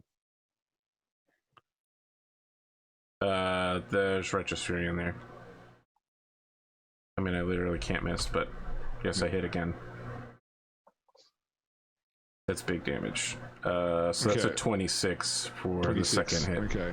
All right. So the first one, the first and the third, he completely ignores. That's not enough damage to get through. Sure. The 17 is 3, and then the Righteous Fury is another 9. So it takes him to -2 explosive in the body. While on fire. So while on fire. Yeah. Flaming chunks of his body rain down off the ceiling. He will start taking penalties now, I believe. Let's check what it is for explosive in the body. Damage. Okay. Consult the explosives to the body table. That is a table. It is a table. Yeah. Okay. All right. The target is blown backwards D10 meters, takes 1 level of fatigue per meter traveled. If he strikes a solid object, he takes additional D5 levels of fatigue. So you guys get knocked back, but he can't take fatigue because he's got the From Beyond trait. Mm-hmm. But he is knocked back 2 meters out of melee combat. Pierre. Well, he's still rolling around on the floor. I'm still rolling around. That's right. Yes, sorry. Okay. I'm hiding behind a console in horror and fear. Okay. It is going to jump up and berserk charge at you two. Does it take the D10 damage first? Actually, it would take D10 damage. Exactly right. So this could actually make its life pretty horrible. Okay, it takes it to -4 energy in the body. Okay, energy ripples over the character, scorching his body, inflicting 10 levels of fatigue, which he ignores, but he is still on -4 wounds at the moment. Okay, so Nero is a hit unless you want to dodge. I do want to dodge. Man, I built myself to be pretty dodgy. Ooh, I'm going to spend a fate point to re-roll that. Yep.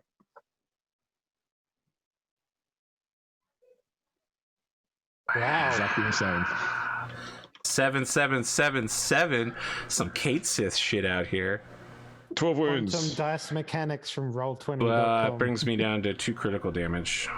Okay, and I hit you in the 43, which is the body. So 2 rending in the body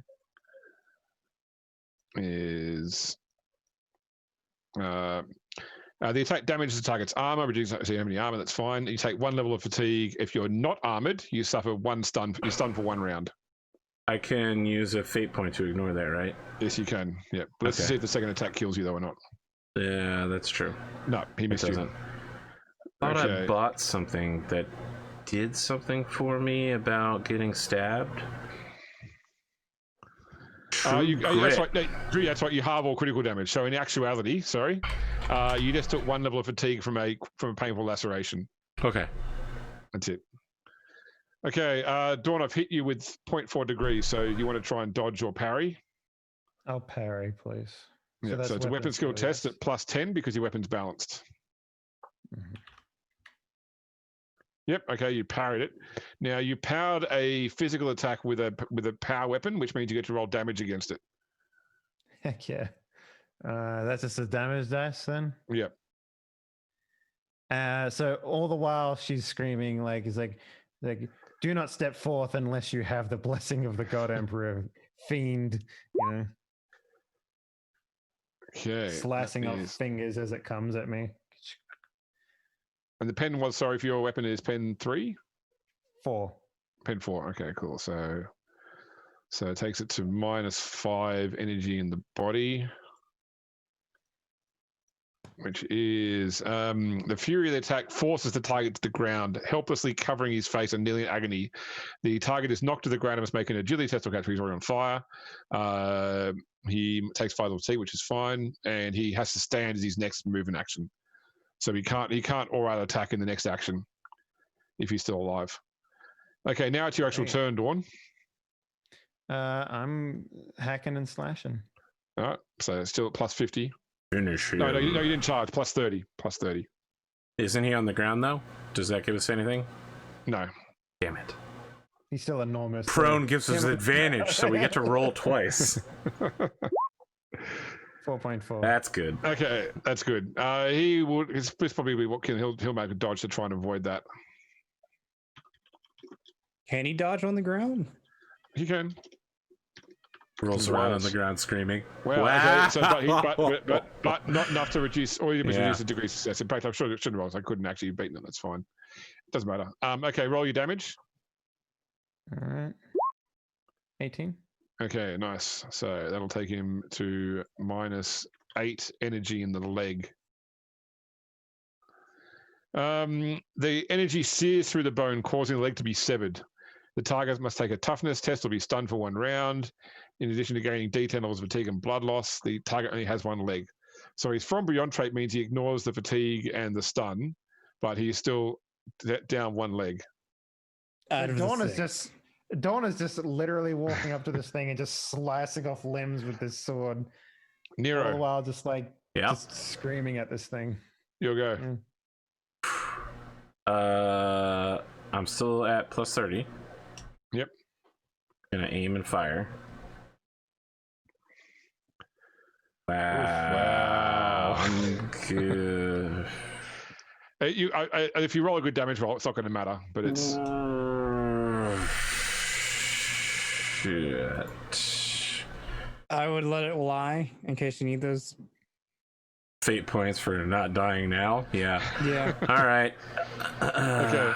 This Roll is me so damage sad. roll. So I get 2 hits, right? Because I hit and then I have an extra degree of success, right? I have 1 degree of success. Yes, yeah. You're right. Yeah. 2 damages.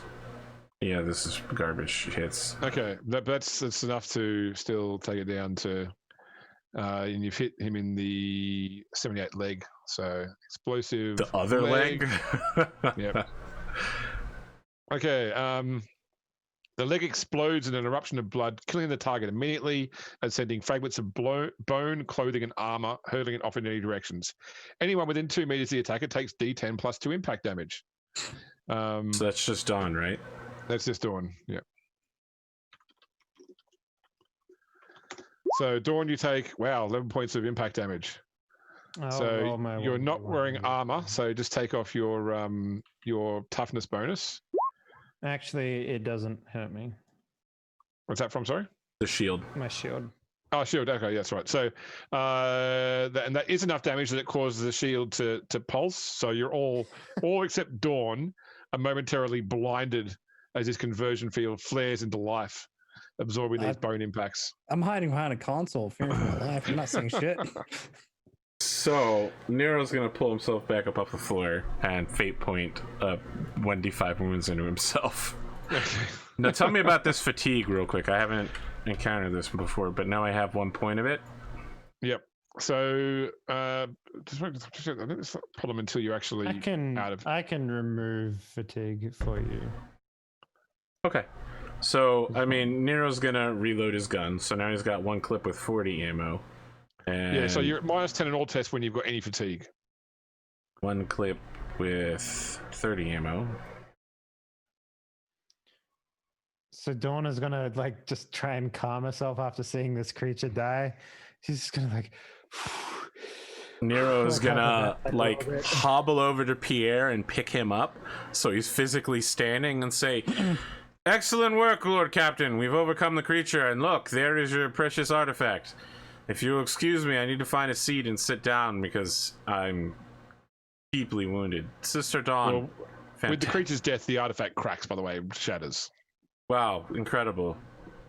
Sister Dawn, fantastic work. Thank you for your contributions. That flaming stuff was pretty nice. Then Nero's gonna sit down and just be like, whew, okay, all right, so that's... Great work, two of you. Sister Dawn assists Mr. Nero what medical needs he has. I'm checking my void suit to make sure it's still intact.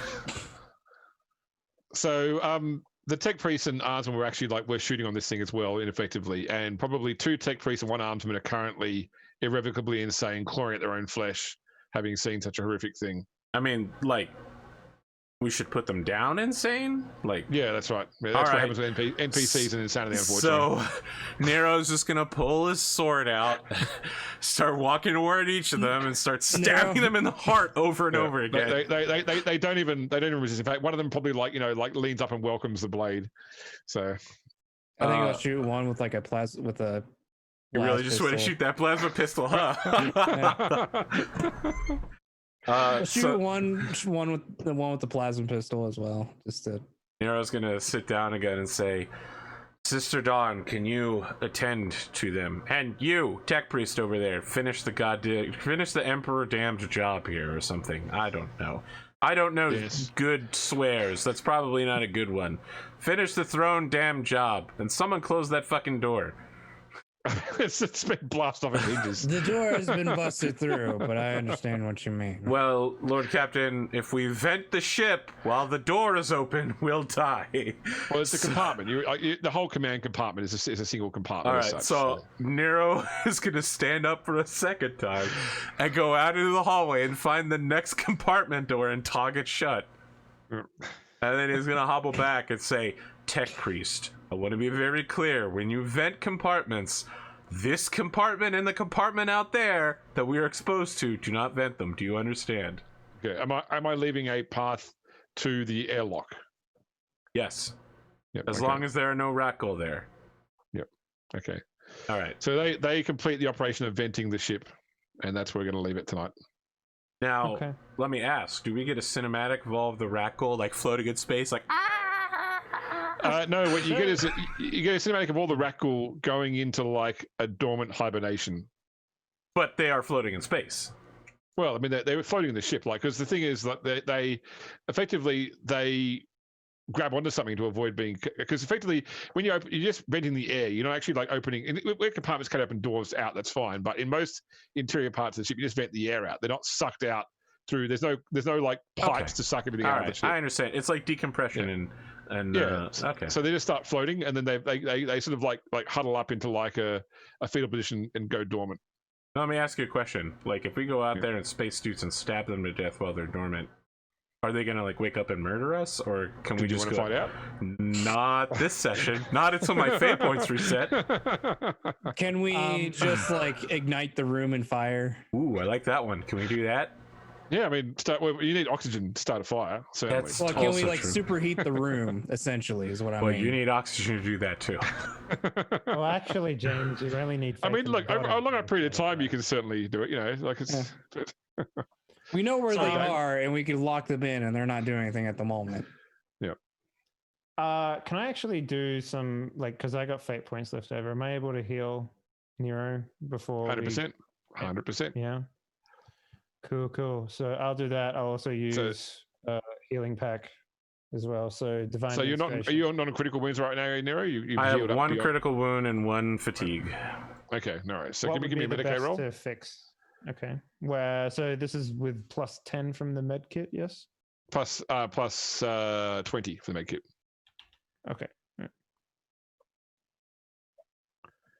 Yep. Okay. So that will give you 1 point, your critical point back from the base roll, plus her willpower bonus, which is 4 in wounds.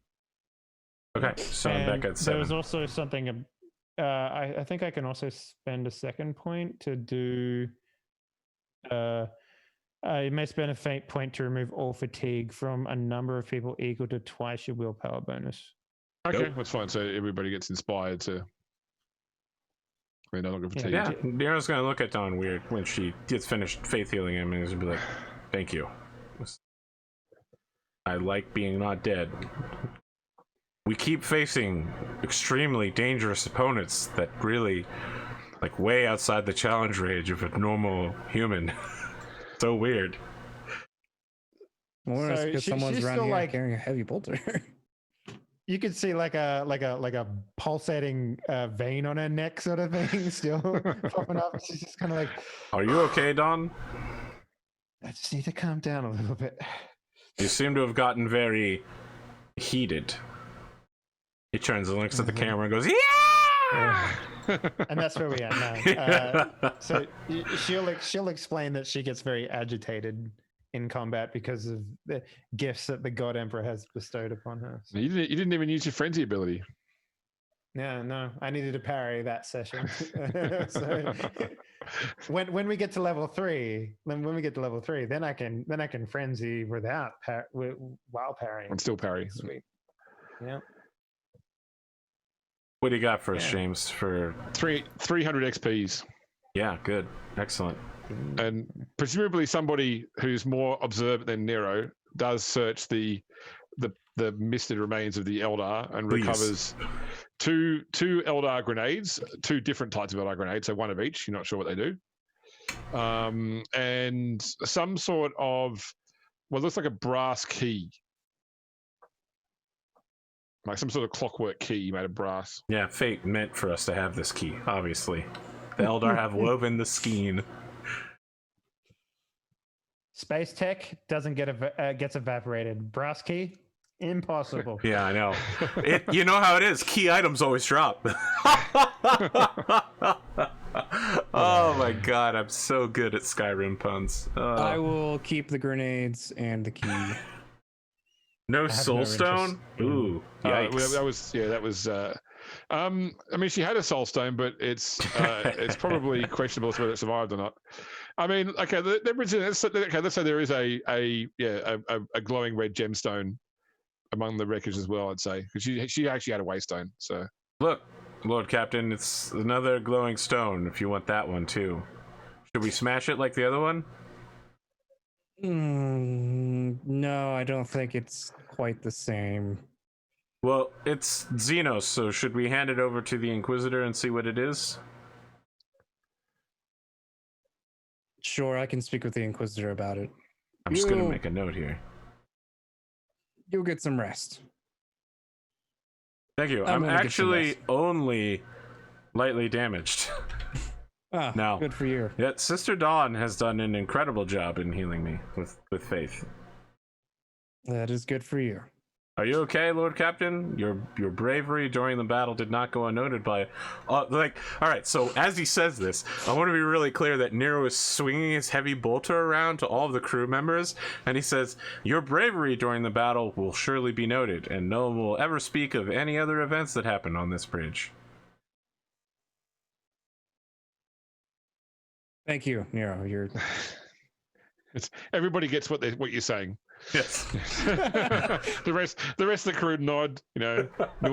We should never speak of this again.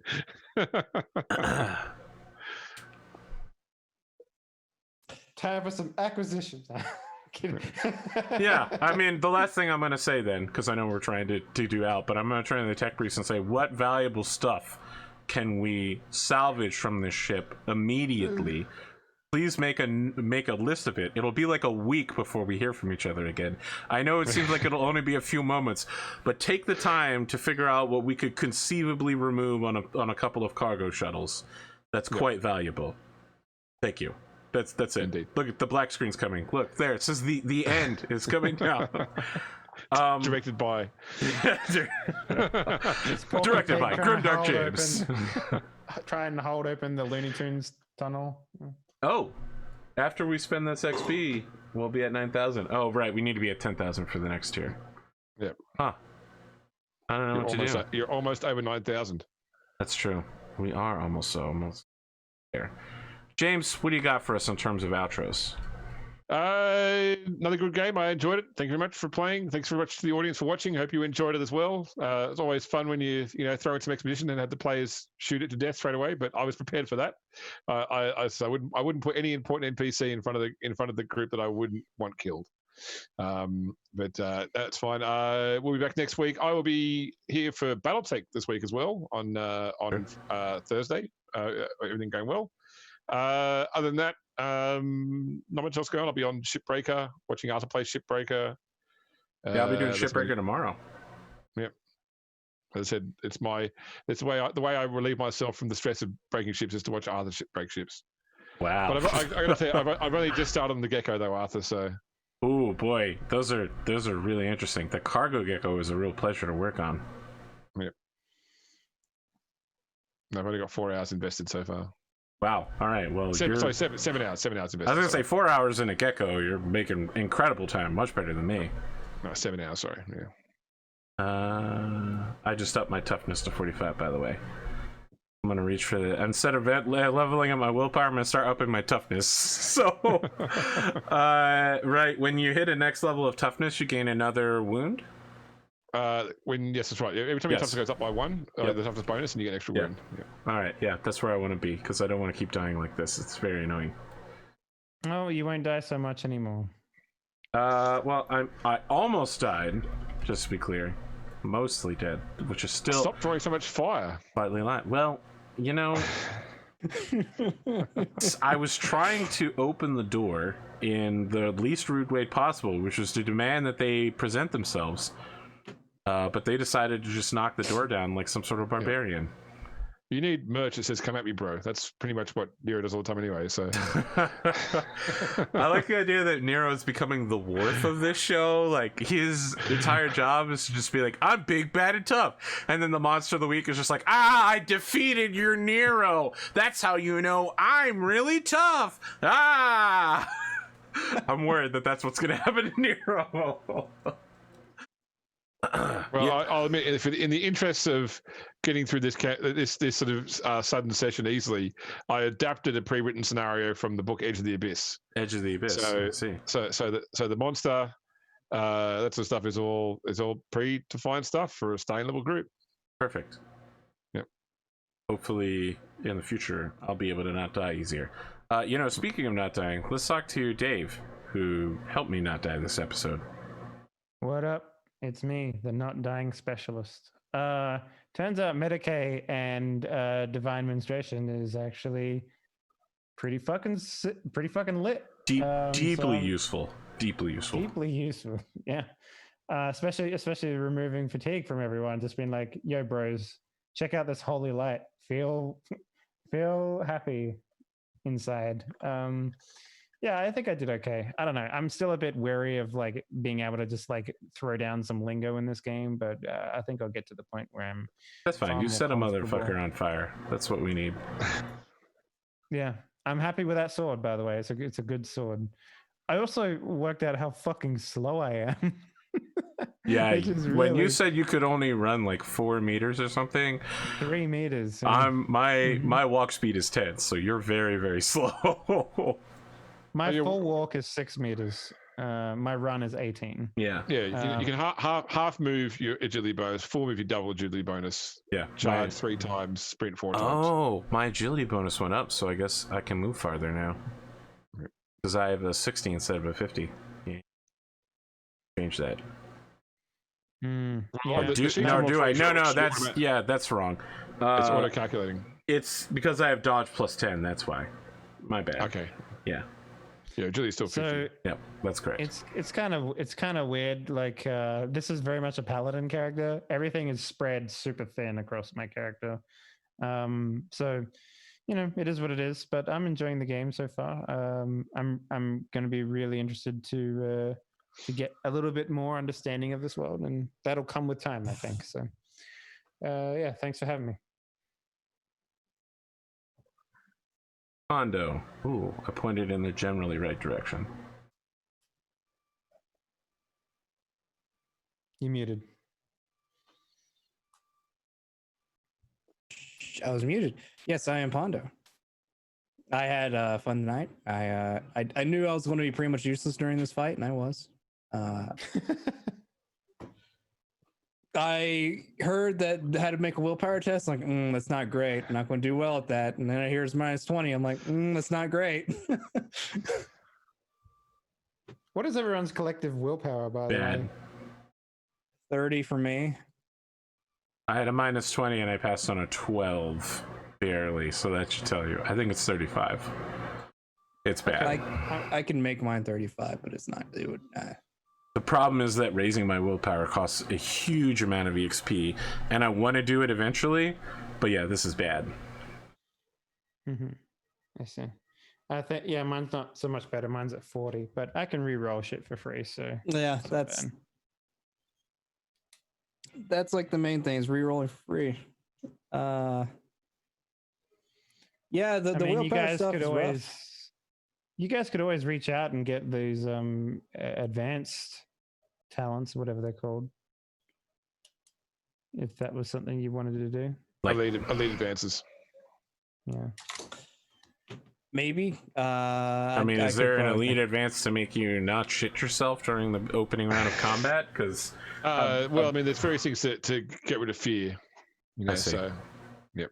Maybe let's make a list of those shames, because it seems like I don't want to have to rely on rolling a 12 in the future in order to participate in combat. The trick, as I was trying to explain in character, is one of the tricks is as you get more insanity, you become resistant to fear automatically because your mind is already that broken. I understand. I don't want to be at that point until season 3 of the campaign, where we reach the end and I go to whoever the Inquisitor of the Week is, because I'm sure it's going to keep changing, and say, I'd like to join the Inquisition now. Do you need an interrogator?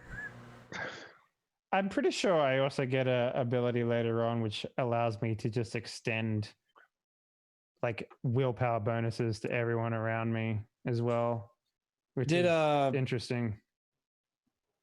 Did I gain any insanity from that for failing? No, I let your jaded. I understand if that I can take the insanity. I don't mind. It's more to do with like it wouldn't protect you from demonic based insanity, from demons, that sort of stuff. Yeah, which is the most common thing with fear. Gotcha. It was just this case. Was it demon? No, it was just Xenos. No, it wasn't. Yeah. Okay. Yeah, so it says outrageous events from Death's horrific visage to Xenos abominations will not cause insanity points or fear tests. Whoops. But you actually the fear as well here. No worries. Damn it. Terrors of the warp still affect you normally. Sorry, my bad.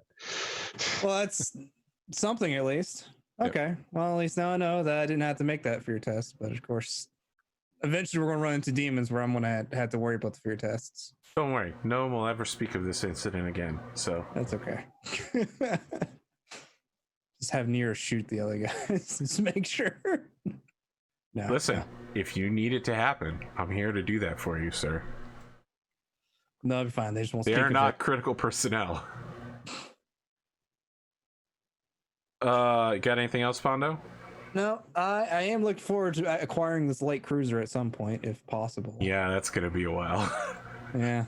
I feel like we need to go to Solitude and then do the season finale battle on Regina 4 Can we schedule in tugging a ship out and fighting a protracted legal battle during that time? Honda's like, with acquisitions rolls, anything can be possible. Wow. I also need to get that one communication thing for the one planet done, so we can get that much more profit factor. Oh yeah, get more stuff. Yes, that would be a good plan, because we suck at profit factor. Yeah. I was thinking about doing it. I was wanting to do it this episode, but we might have to wait till next one. You know what we didn't do is make a remote acquisitions roll for a motion predictor. Yeah, we also need to do that. But think of how many extra. I would have had one extra shot every round, one extra damage roll. Can I convert you now on the power of the motion predictor? I had a whole damage roll where I only hit with two bullets. What if I'd hit with a third bullet? There was actually a motion predictor up for grabs in this session. Damn it! Was it on a rifle? It was on an NPC. You didn't actually meet face to face in the end. Well, that's too bad. He's gonna die. Was it the NPC that we just shot? No. It was the overseer. Overseer's got a motion predictor on his bolt gun. Don't worry. We'll get back to him in a minute. You can do the whole, Terminator, I like your gun thing. No, I have a data slate full of criminal bounties, and we do have a shuttle full of criminals. Let me make it a look to see who's worth something. Yeah. What else you got, Pondo? Do you have any sort of streams, like maybe a Sunday night stream? Yes, I do have my own show on Sunday nights, which is Hunters of Olverns, a 5e Gestalt game, where I am the GM and I am using my own setting. You can catch that on my Twitch channel at Pot of the Mad. Pot of the Mad on twitch.tv at 8 p.m. Eastern. I want to see a Pondo Paints stream where you can, broadcast your miniature painting. Let me get better at it. Let me double that down. It's Pondo Paints, but then Cotton hovers over his shoulder and tells him everything he's doing wrong in terms of color scheme. How to make it look cuter, part 1. That's right. Pondo Paints, Cotton Complains. Ooh, wow. I would watch that. That's solid. Patrons go out tomorrow. I was like, I don't really need a second camera for that. It'd be nice. You just use one of Cotton's computer cameras. That's true. Yeah, but the setup for the overhead is the hardest part. Yes, that's true. Yeah. You got to bolt something down. It's real fucking hard. Ton of duct tape. Listen, you know those D&D tables where people put Roll20 on a table, but they put a projector on their ceiling to project down onto the table? That shit's wild. Oh, yeah. Good stuff. I could figure that part out easily. It's just acquiring the resources and doing it is the tedious part. Okay. Got anything else? Nope, that's it. All right. Well, for me, we'll be back with BattleTech on Thursday. We'll do episode 0 Cyberpunk 2020++ with Dave on Wednesday. James is joining us for that BattleTech. Pano's, of course, always there. I'll be doing more Hardspace Shipbreaker throughout the week. Definitely tomorrow. Probably some more whenever I'm not around, if I have the time. I'm trying to take a little vacation from streaming over the next couple of days, so we'll see how that works. Let's call it a life vacation. Other than that, return next week. And I just want to add, James, I am sorry I immediately shot the Eldari. And I want to be clear, I knew that this was an important character, and I had specifically outlined earlier that we knew that character was going to be there. However, I am a product of a society and inquisitorial training specifically to kill Xenos on sight. It's what I've been doing for the last week. I was reading a book that's like, man, Xenos are really bad. You should kill them as soon as you see them. The opening quote of the show was literally that, right? That was part of my plan. It's to juxtapose it anyway. So we'll see how the Inquisitor feels when you tell him if you tell him about what happened. Okay. I mean, what? Why would he feel bad about that? Well, I have to wait and see. We have their soul in a box. He can just interrogate that or something. I don't know. Can I reassemble the pink mist somehow using the faith magic? I don't think that's gonna happen. Use the Emperor's face on the Xenos. If I burn a fate point, I can bring someone back from the dead. Wow, that's Does it work? That is true. Normally it does say like has to be reasonably achievable to do that, but yeah, not a red mist. So yeah, Arthur, if you die, I can bring you back, bro. Don't worry about not it. if I'm a red mist. Not if I have to fight Nega Nero, who's just me, but he acts first in initiative, unlike me. So you guys just hang out in the world. Ooh, Mecha Nero. Wow, Mecha Nero would probably be really cool. He'd have multiple mecha dendrites firing other guns. Nah, he's just a space marine. He's just everything you always wanted to be. Oh, but you fuck. can't. God damn it. That would be cool. I'm you from an alternate universe. Actually, where you became a space marine, yeah. You traveled back in time and you be... That's how I bring you back from the dead, by the way. I have to rip him from his timeline. Okay, no, you don't. No, we're not playing New Game Plus anymore. Using the power of the God Emperor. Nope. And that's how I... All right, that's it. Good night, everyone. I said good night, sirs.